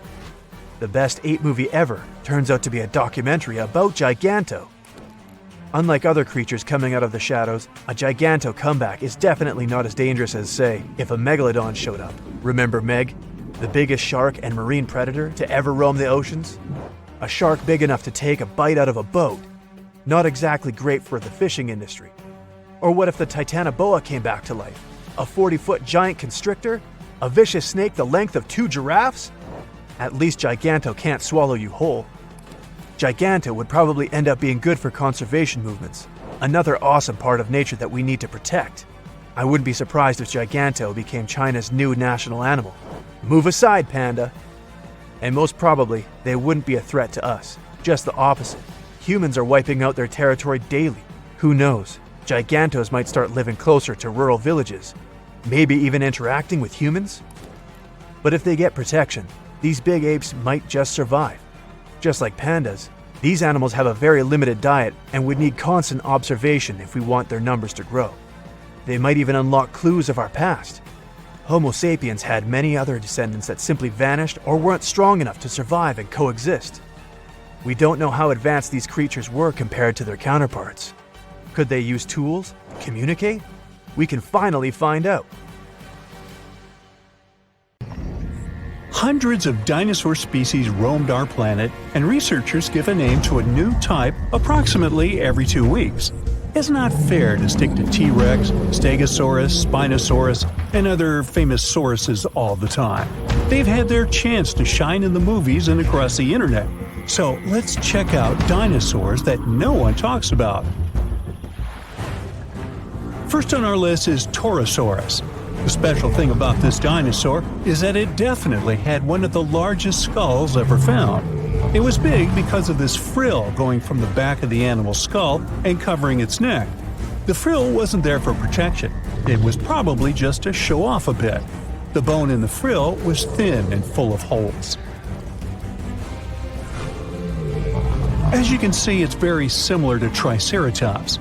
There are still debates about whether these two are the same species, but more and more studies show that they were more like cousins. They were probably similar in size, but Torosaurus had a longer head with big openings, as well as longer frill bones with a groove on top. It also had more pairs of horns on the back of the frill. Some like to call Torosaurus a bull lizard. These fellas were plant eaters that may have lived in social groups. They existed at approximately the same age, but Torosaurus somehow ended up on the less popular side of the family. Kentrosaurus was a small stegosaurus. It's one of the least cuddly dinosaurs of all time. Its long, thin spikes seem to be a pretty good defense mechanism. Stegosaurus, on the other hand, had shorter, thicker spikes that were less likely to bend or snap when the animal used them. Now, you wouldn't want to get anywhere near Kentrosaurus, though. Its tail could swing in a big half circle and hit with a force strong enough to break a human skull. Any volunteers? No? Okay. One scientist used scans of the dino's fossils to make a computer model of its skeleton. The model showed that Kentrosaurus had a flexible neck. It must have been really useful for looking around to see if something interesting was going on, or if there was any dangerous animals trying to sneak up. Kentrosaurus typically walked on all four legs with straight hind limbs. The computer model tells us it could spread its front legs out to its sides, too. Maybe it was a way to protect its belly during fights. Stegosauruses, in general, had tails that were like big weights at the back of their bodies. That's why their balance point was closer to their hips. That's also the reason why they could easily stand on their hind legs and swing their tails around.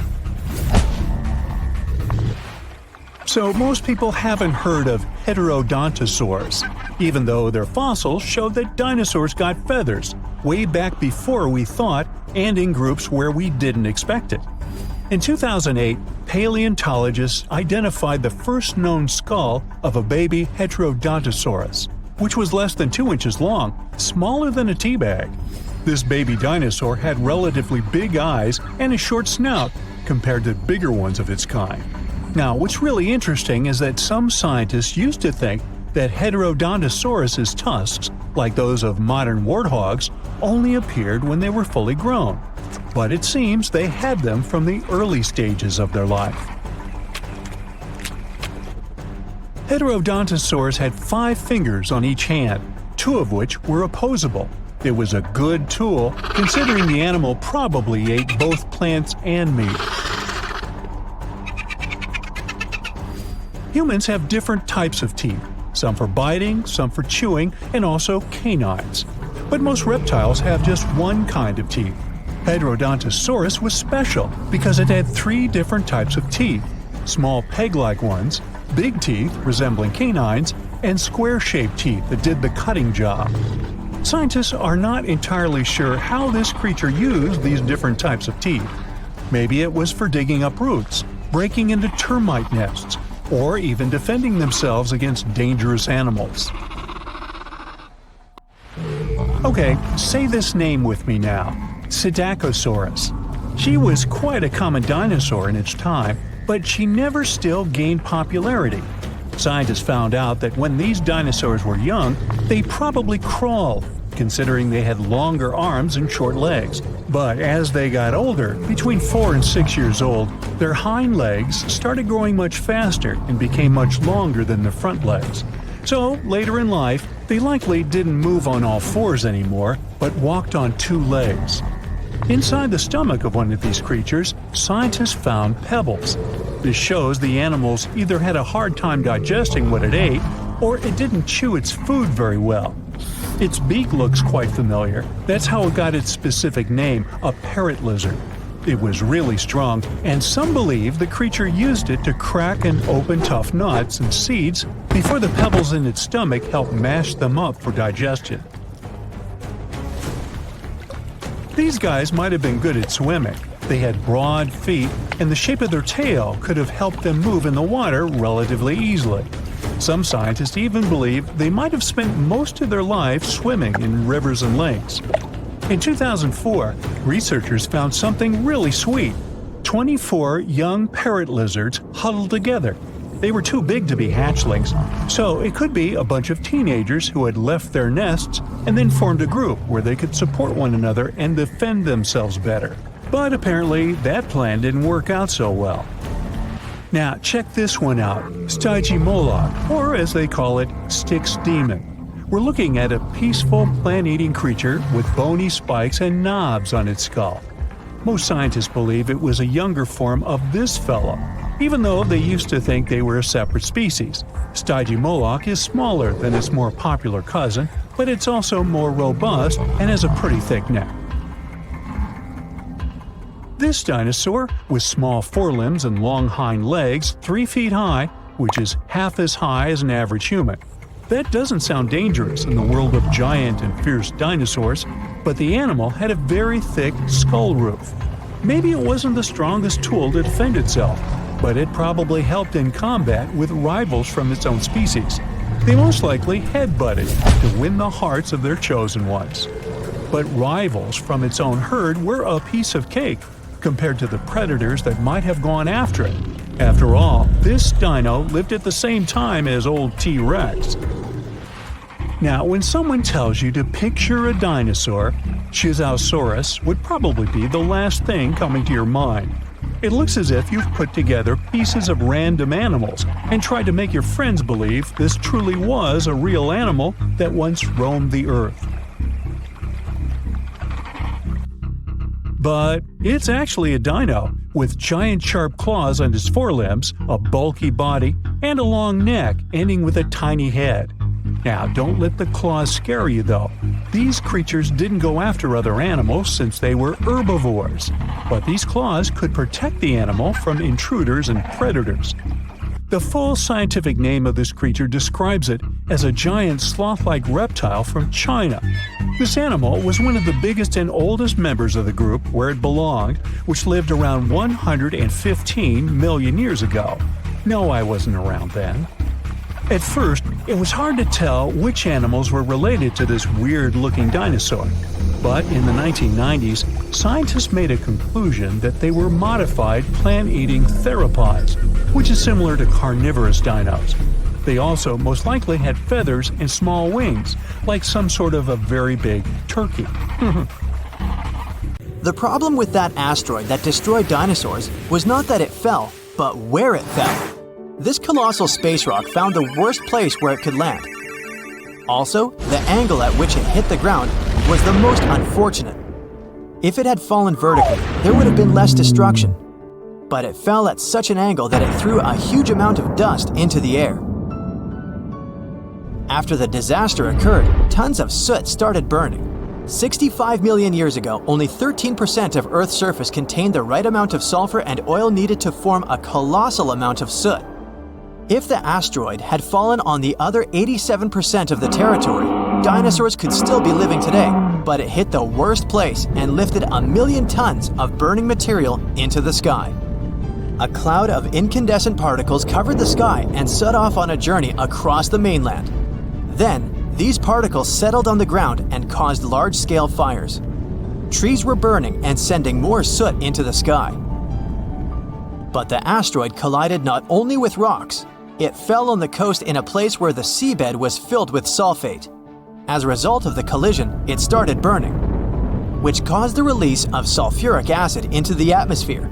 The air became poisoned. It seems the dinosaurs didn't stand a chance. And now, let's imagine the asteroid falling in another place, somewhere in the middle of the ocean. Huge waves flooded part of the land, but almost all kinds of dinosaurs survived. Or even better, the rock could have fallen somewhere in the desert and left behind a giant crater. That's all. Yes, several dinosaurs passing by wouldn't have survived the collision, But the situation wouldn't have been so critical in general. So, giant lizards remain dominant on our planet. They don't allow other animals to develop since Tyrannosaurus and other ferocious reptiles hunt mammoths and other ancient creatures. The population of mammals is decreasing. Velociraptors are fighting for territories with saber-toothed tigers and giant bears. A struggle for survival between dinosaurs and other animals begins. Then, the Ice Age comes, and some reptiles don't survive. Then, new players enter the field. Those are humans' early ancestors. Living side by side with dinosaurs is difficult. Lizards attack settlements and caves, so people have to build high walls for protection. By the way, the Tyrannosaurus poses less danger to people than you might have thought. According to the latest research, many creatures were able to run away from this monster. Yes, you probably saw how easily they caught up with cars in the movies, but it wouldn't be as scary in reality. Paleontologists and biologists have analyzed the strength of dinos' bones and found out that the creature couldn't reach high speeds. The maximum it was capable of was running twice as slow as a field athlete. Thousands of years have passed. People have learned to live with dinosaurs. They've even managed to tame some lizards. They've domesticated herbivorous dinosaurs to develop agriculture. Triceratopses and bulls now plow fields together. Imagine farms swarming with diplodocuses or brachiosauruses. People climb their long necks and pick fruit from high trees. Stegosauruses protect pastures from wolves and velociraptors. Dinosaurs with shells, such as ankylosauruses, help people cross deserts. They, along with camels and donkeys, carry heavy loads. People share the planet with ancient lizards and live in harmony. The situation in the seas and oceans is much worse. Sea reptiles attack wooden ships and catch all the fish. Imagine that you're sailing to another continent with tons of grain, fabrics, fur, and other goods. And then a giant mosasaur appears on the horizon. It's one of the most powerful sea lizards. A great white shark looks like a small fish next to it. The creature could easily defeat a megalodon. And then it comes across a wooden ship. It bites into the deck and pulls the whole boat underwater. Water dinosaurs are the main obstacle to communication between countries. This slows the progress down for 100 years. People built metal ships to withstand the attacks of the mosasaur. And finally, they managed to establish sea connections. A similar problem occurs when the first planes take off into the sky. Imagine you're flying on a passenger Boeing. You look out of the window and see a pterodactyl. Wait, it's impossible. These winged lizards aren't so fast, but they can catch up with a helicopter or some old biplanes. This poses a serious threat to flights, so people install sound protection systems on board each aircraft. Pterodactyls hear irritating ultrasound from a distance and fly as far away from it as possible. People equip submarines and ships with the same sound shields. Then, after people have learned how to defend themselves from dinosaurs, another problem appears. Lizards are the kings of wildlife, so they displace all other animal species. Dinosaurs run across African savannas, and lizards with fur live in cold winter forests. Lions, wolves, and bears are not the rulers of the wild. Rhinos fight with Parasaurolophuses. Stegosauruses attack hippos and take away their territories. Venomous dinosaurs live in jungles. Lizards that can climb trees scare monkeys. Imagine a reptilian ape jumping from one branch to another. To save regular animals from extinction, people have to control the population of predatory reptiles. Huge parks and nature reserves appear in all countries. People transport dinosaurs there and separate them from other wildlife. Dinosaurs seem to be completely under control. When the danger caused by giant reptiles passes, people begin to breed smaller, harmless lizards. Someone buys a chameleon, and someone keeps a Microceratus at home. There are dinosaur exhibitions. People take these creatures for a walk as if they were dogs. Some people take selfies with reptiles, go shopping, and sit in cafes with small lizards. Dinosaurs aren't formidable now. They're kinda cute. People ride horses, camels, Parasaurolophuses, and Pachycephalosauruses. Of course, many have tried to tame velociraptors, but failed. Those are dangerous reptiles and they don't know how to obey. taming them is almost as difficult as taming an alligator. But dogs and cats are still more popular because they're more intelligent. The brain of a dinosaur is almost the same as that of a chicken. But who knows, if they had lived to this day, perhaps they would have evolved into smarter creatures. Just imagine if dinos were intelligent. In this case, people would have a big problem. Some scientists think that even if a meteorite hadn't destroyed the dinosaurs, they wouldn't have survived to this day. They needed to carry their own colossal weight at all times. It was an enormous load on their bones and joints. Most dinosaurs wouldn't have been able to survive the Ice Age with such characteristics, but smaller lizards might have succeeded. Fast and agile dinosaurs, such as velociraptors and pachycephalosauruses, would have survived, but in what form? Could dinosaurs have already evolved into something else? Look at the good old chicken. Many scientists believe it's a direct descendant of the formidable Tyrannosaurus. Somewhere deep inside the bird's DNA, there are genes that the dinosaur had. Yep, it's hard to believe, but look at the chicken's body structure and how it walks. Remove the plumage, cover the creature with scales, and give it toothy jaws instead of a beak. And now, you have a mini T-Rex in the coop. And by the way, not only chickens might be the relatives of giant lizards, many birds are dinosaurs' living descendants. Surprisingly, alligators, snakes, crocodiles, and monitor lizards are not as close to ancient reptiles as pelicans, storks, and other flying creatures. Over millions of years of evolution, the paws of dinosaurs turned into wings, and toothy elongated jaws ended up as beaks. The genetics of birds is the key to understanding dinosaurs. Pelicans are similar to pterodactyls, ostriches to velociraptors. Perhaps many other animals also share some genes with ancient lizards. If the meteorite hadn't fallen, all dinosaurs would have evolved into completely different, unusual creatures. Scientists want to carefully study the DNA of birds and try to reverse evolution with the help of genetic engineering. They hope to breed dinosaurs out of eggs one day. But to do this, they need to find a specific genome that hasn't changed over tens of millions of years. It hides in the DNA. And it's not so easy to find it and extract it. Do you think we will see powerful reptiles by 2050? Boom! An explosion of supersonic waves, interplanetary heat, dust, fumes. The Earth's atmosphere has been invaded by a cosmic rock the size of Everest. A few seconds ago, this rock, weighing trillions of tons, was hurtling towards Earth. It could fly from New York to Anchorage faster than you could fry yourself an omelet. This monster's name? The Chicxulub Incident. Epic name, right? 66 million years ago, it crashed into the Earth. Back then, dinosaurs ruled the planet, but not for long. The epic collision took place in modern Mexico, in the Yucatan Peninsula, right near Cancun, where the dinosaurs were vacationing. Well, probably not. Still, the huge space rock hit the ocean, but even all that water couldn't stop the inevitable. The collision caused a huge amount of energy to be released. The horror on a planetary scale had begun. Imagine a mini-sun lighting up the surface of the Earth with tsunamis the height of the Statue of Liberty bursting from the epicenter of the watery impact. Not good. The blast blew through the surface of the Earth. It was as hot as an oven and burnt everything in its path. The impact provoked a colossal earthquake and serious volcanic activity. A bunch of volcanoes simultaneously released hot lava and ash into the prehistoric skies. Millions of tons of ash and soot poisoned the air.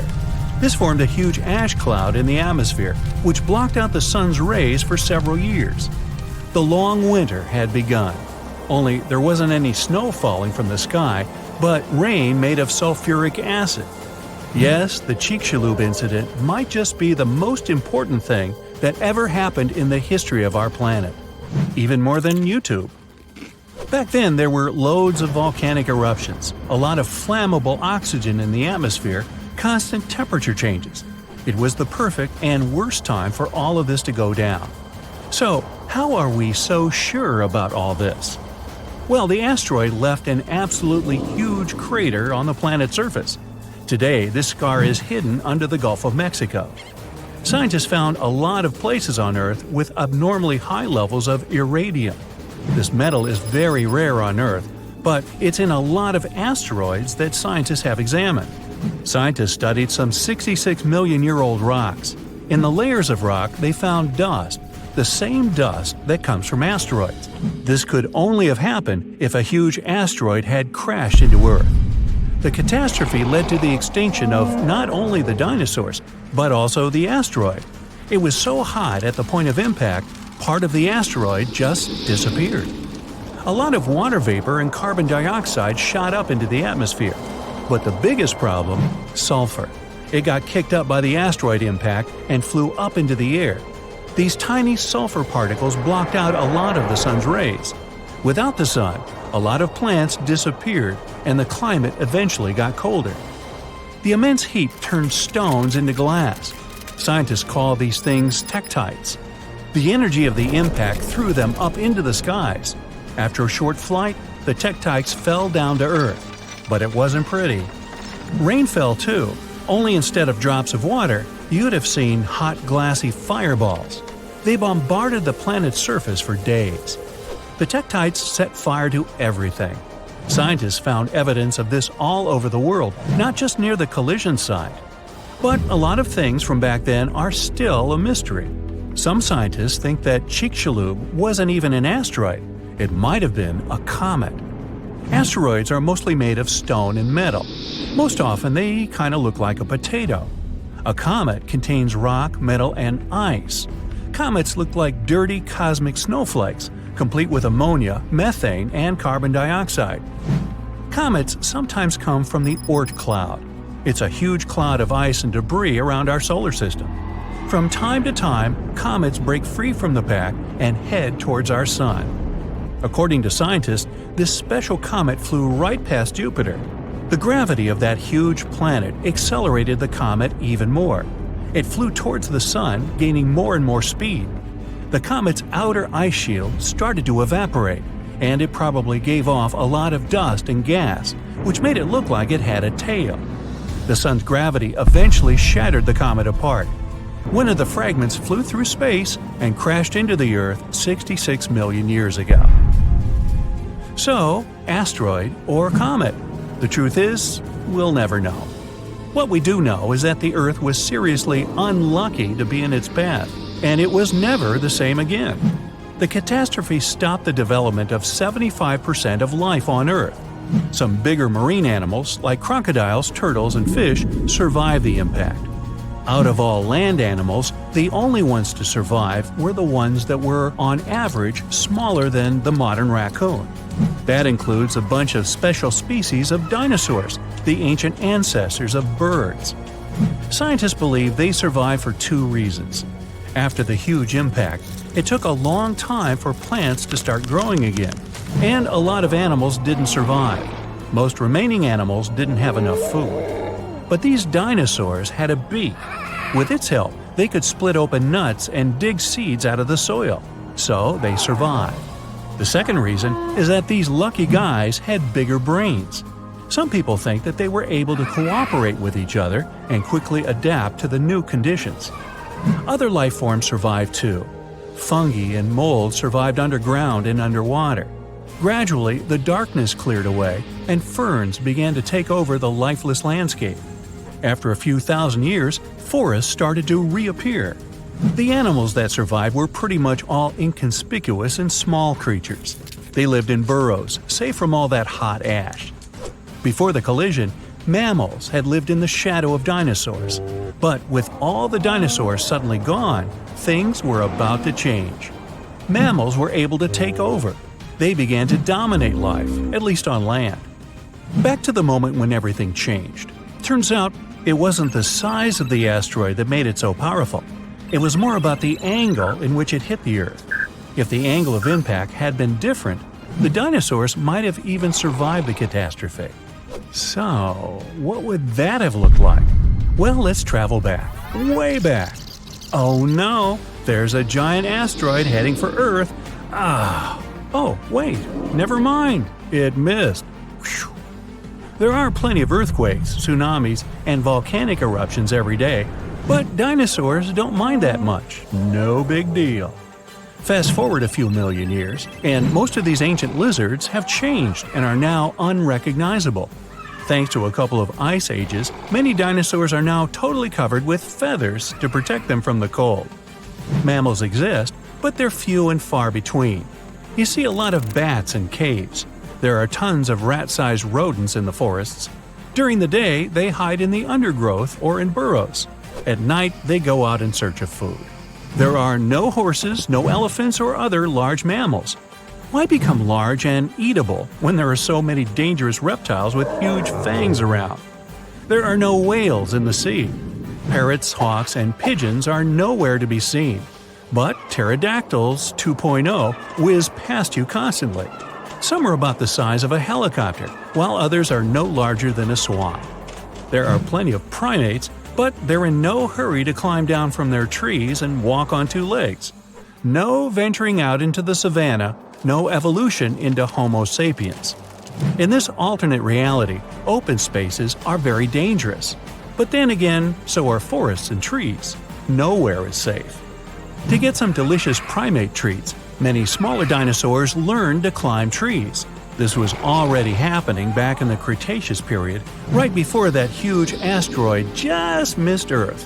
Whew, that would have been an epic collision. Dinosaurs have grown wiser since that near miss. Some are even as smart as a modern chicken. A large brain uses a lot of energy, and that's not always a good strategy for survival. Safer to keep brains small and keep making those teeth bigger and pointier. Now, thanks to new fossil discoveries and technologies, we're getting to learn more and more about the biology of dinosaurs. Some people don't need to know more than the fact that a few of them were colossal, terrifying, and vicious.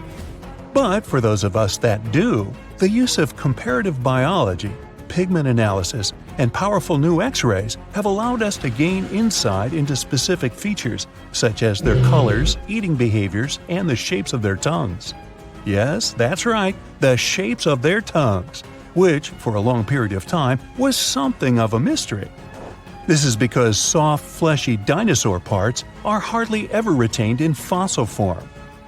But thanks to the discovery of some surviving hyoid bones, which are situated at the root of the tongue in front of the neck, we now have some insight. Most animals have this hyoid bone that anchors the tongue. The shape and complexity of the bone determine how free-moving the tongue can be. Scientists have discovered that nearly all dinosaurs had simple tongues that laid flat and were extremely similar to the tongues found inside the mouth of a crocodile today. Yeah, this crocodile. Go ahead and take a closer look. Nah, just kidding. Come on back. Let's take a look at some specific dinosaurs and start with the Brachiosaurus. Let me stick my neck out on the line by guessing that most of you will be familiar with this dinosaur because of its neck. You know, the one which was typically 30 feet in length. Despite its neck being its most distinctive feature, its name actually translates to arm lizard in Greek. It's common knowledge that the Brachiosaurus is one of the largest dinosaurs to ever have lived. On average, it reached 76 feet in length and 40 feet in height. That's roughly the length of 2 school buses and as high as a 4-story building. None of which were around in the era of the big guy here. Fragmentary leg bones and vertebra of even larger dinosaur species are known, but these skeletal remains are too incomplete to determine their exact size. So this guy may have been the largest dinosaur ever. A renowned herbivore, thank goodness. The Brachiosaurus is thought to have eaten up to 880 pounds of dry plant matter every day. Most of this was made up of coniferous trees, ginkgos, and cycads. This target might have been hard to hit for this dinosaur, as researchers have learned that its teeth were spoon-shaped and not ideal for chewing food. This means that the creature would have swallowed vegetation whole, as its teeth were suited to stripping it but not breaking up large chunks of plants. This, along with the dinosaur's body shape, suggests that the Brachiosaurus would have liked to feed as quickly as possible.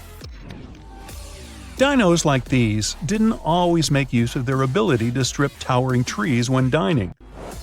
The Brachiosaurus traveled in herds, moving to the next location once they had exhausted all of the local vegetation. And I mean all of the local vegetation, not just that which hung high on trees.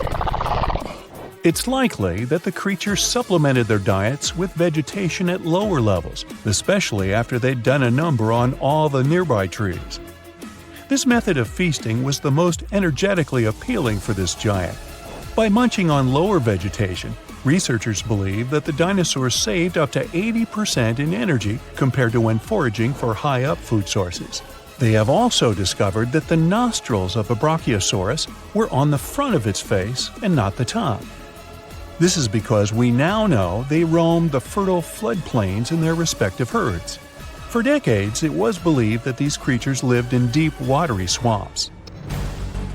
Let's look at another common misconception about a popular dinosaur. Please put your hands together for the Tyrannosaurus rex, which is arguably the most famous of all dinosaurs. Discoveries from the past 100 years have revealed that theropods had heavily feathered skin. Theropods are the family of dinosaurs to which the T-Rex belongs, so naturally, people began to think that the creature would have been covered in feathers as well. However, a study from 2017 took skin impressions from the iconic dinosaur and found no evidence of the structures required to support feathers. If a T-Rex did have feathers, they would have been limited to its back. Researchers accept that other large dinosaurs of the same family as the T-Rex have been discovered with their remains covered in feathers. An example of this would be the Yutyrannus dinosaur. But as of now, the accepted theory is that feathers weren't a common feature of T-Rexes. This makes it easier to believe that feathers were exclusive to smaller tyrannosaurids and were there as a means of keeping the creature warm. For a long period of time, researchers thought feathers were an exclusive feature of the theropod family. But this theory has been debunked. Just like the kid at camp who was kicked out of the top bunk. You know, debunked. Anyway, fossil evidence discovered in Siberia now suggests that multiple different family groups of dinosaurs had feathers. The Siberian fossils in question belong to another species of dinosaur, Calindrodromeus zebucolicus. Oh, you think I mispronounced that? Okay, prove it. Now, this dinosaur, I'll call her Calinda, had a pelvis structure superficially similar to that of a bird and was roughly 4.5 feet long, about as tall as a fridge. Since the purpose of feathers on dinosaurs was for warmth, it's quite possible that dinosaurs from cold weather climates had more feathers than their counterparts in warm weather climates. In general, bigger animals struggle less with keeping themselves cool, so it's likely that any of the large dinosaurs who lived in these warm climates had no feathers at all. Smaller dinosaurs who lived in cold climates, on the contrary, had plenty of feathers. We now even understand what some of the designs and patterns of these feathers on dinosaurs looked like, thanks to the discovery of an ornithocheirus, complete with feather and skin impressions. The name of this dinosaur is derived from Greek and actually translates to bird mimic. They were typically 11.5 feet in length, nearly as tall as a giraffe, and despite being omnivorous, had no teeth. Its other distinctive features included 3 fingers, which were all unusually the same size and length. And despite their thin bone skulls, they also had large brain cavities. Their legs were extremely long, in particular their foot bones. Combine this with their toothless beaks and long necks, and yep, it must have looked a lot like an ostrich. Although they're not as big as the Brachiosaurus or dinosaurs in general, they are bigger than any other bird in the world. And it wasn't just the body limbs of an ornithocheirus that made it resemble an ostrich. They also had very similar feather patterns. Their heads, necks, and lower legs were mostly bare of feathers, but the rest of their bodies were well coated in downy plumage. This is what you call a bird's layer of feathers as a whole.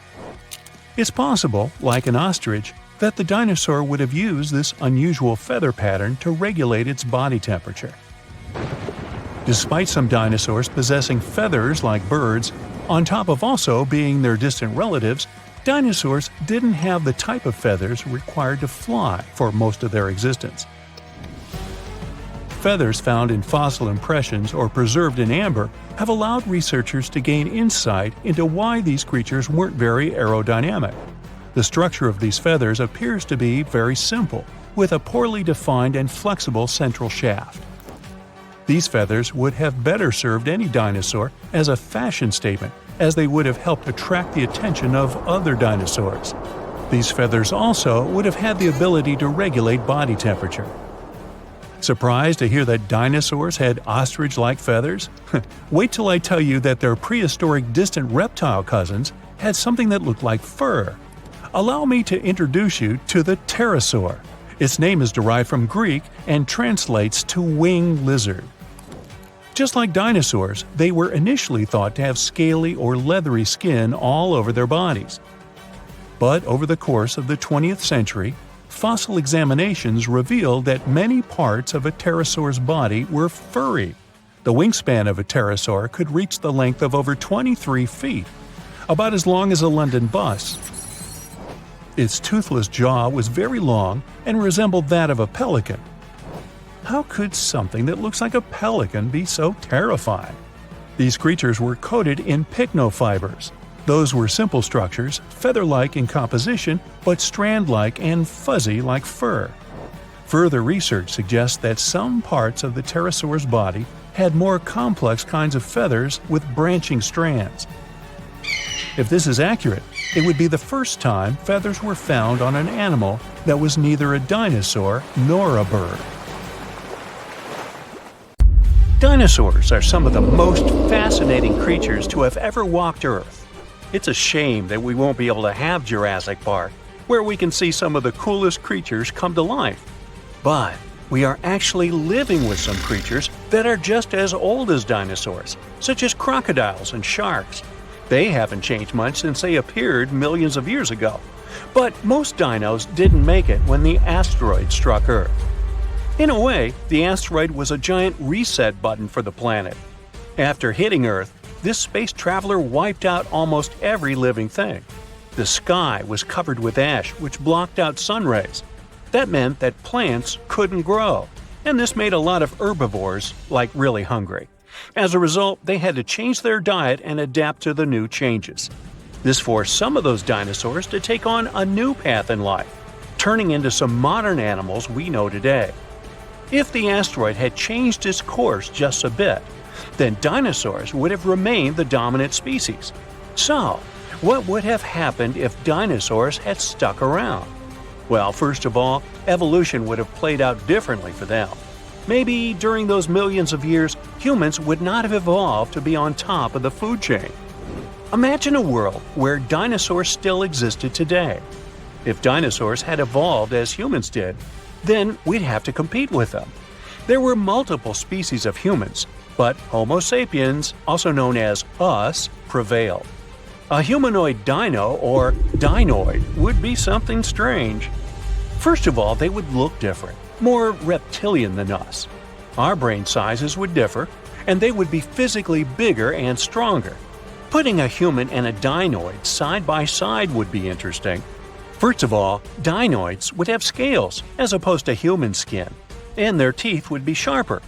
They would probably not have 5 fingers on each hand, and their nails would be sharp claws. Also, we don't know what they would sound like, but they'd possibly be guttural like crocodiles. Dinosaurs had very good vision compared to mammals, so it's possible we'd see dinoids with large eyes.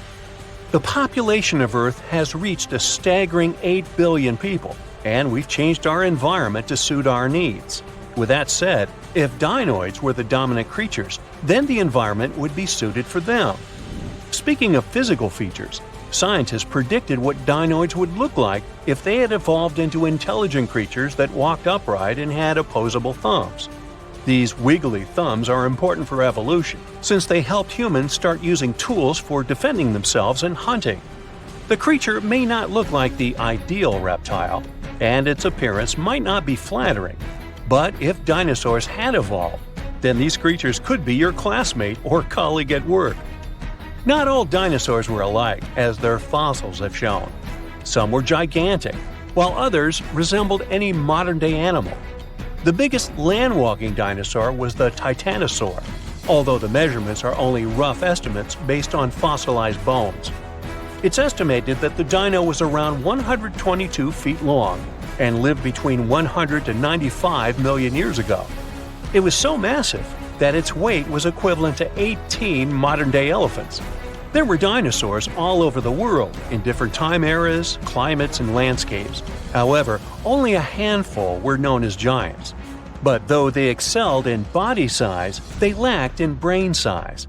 Some of the most well-known dinosaurs, like the Allosaurus and Stegosaurus, had very small brains, like me, which means it would have been nearly impossible for them to properly evolve into intelligent beings. Tell me about it. But in the late Cretaceous period, the T-Rex roamed the land. It had larger brains than its Allosaurus counterparts, which were millions of years behind. Even so, the T-Rex's brain only weighed just under a pound. A human brain is nearly 3 pounds. It might have been cool to see a T-Rex evolve into an intelligent being with opposable thumbs on its tiny stick hands. Contrary to popular belief, the T-Rex was actually quite slow, and a human could have easily outrun it. So, we know that these days, they wouldn't belong in any competitive sports that involve running. We know that dinosaurs could be herbivores and carnivores. But throughout their evolution, one thing remained the same: they had small brains. Other forms of dinosaurs were around too, such as long-legged and horned dinosaurs. Either way, they were on top of the food chain even when little mammals had cameo appearances. We have to consider that when the asteroid struck and wiped out dinosaurs, mammals took over the scene. If dinosaurs and mammals had shared the dominant position in the food chain and had followed a similar path in their evolution, then today's reality would be completely different than what we have now. Dinosaurs would have bigger brains and would compete with humans for the title of the smartest creature. One of the reasons why humans and parrots can talk is because of the strength and shape of our tongues. The evolved dinosaurs would have a different skull, shaped to fit such a tongue if they wanted to talk like humans. One of the reasons why humans made it to where we are now is because we evolved to stand upright to detect predators. This was one challenge we had to overcome in order to survive. But what would dinosaurs need to challenge if they were already the most dominant creatures? Some of the big-brained dinosaurs had long legs, which means they could run fast, detect predators, and grab food that otherwise would be beyond their reach. Their evolutionary path would be very different from that of humans, and maybe even more advanced. Their brains could have evolved into something impressive. They could turn out smarter than us and possess quicker reflexes. Imagine dinosaurs discovering gravity instead of Isaac Newton, or a dinosaur writing plays and poems better than William Shakespeare. Imagine dinosaurs possessing the creative knowledge to produce some of the finest art in history. Music and cinema would revolve around dinosaur culture, and fashion would look otherworldly. We would live in peace with dinoids, but we would certainly compete with them.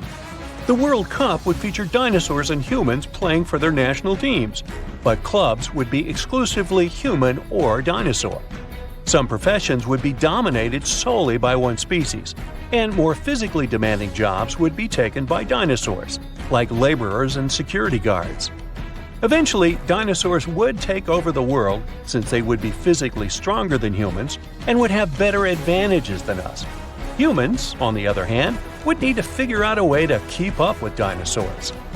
Mammals had a different path of evolution, where they never became gigantic super beasts as dinosaurs did. Instead, their brains developed and grew big. But even though humans are the smartest creatures on the planet, we don't have the biggest brain. Animals like orcas, whales, elephants, and other apes have bigger brains here.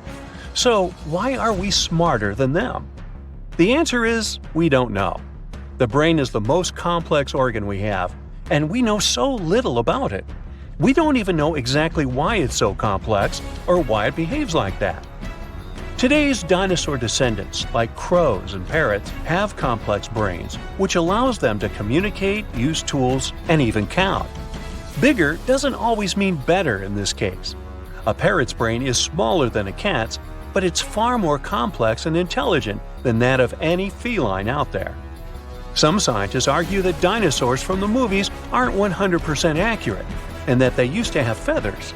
In terms of evolution, some small feathered dinos might have followed the path of primates. They might have evolved into a tree-dwelling primate that may also have followed the path of becoming another species of human.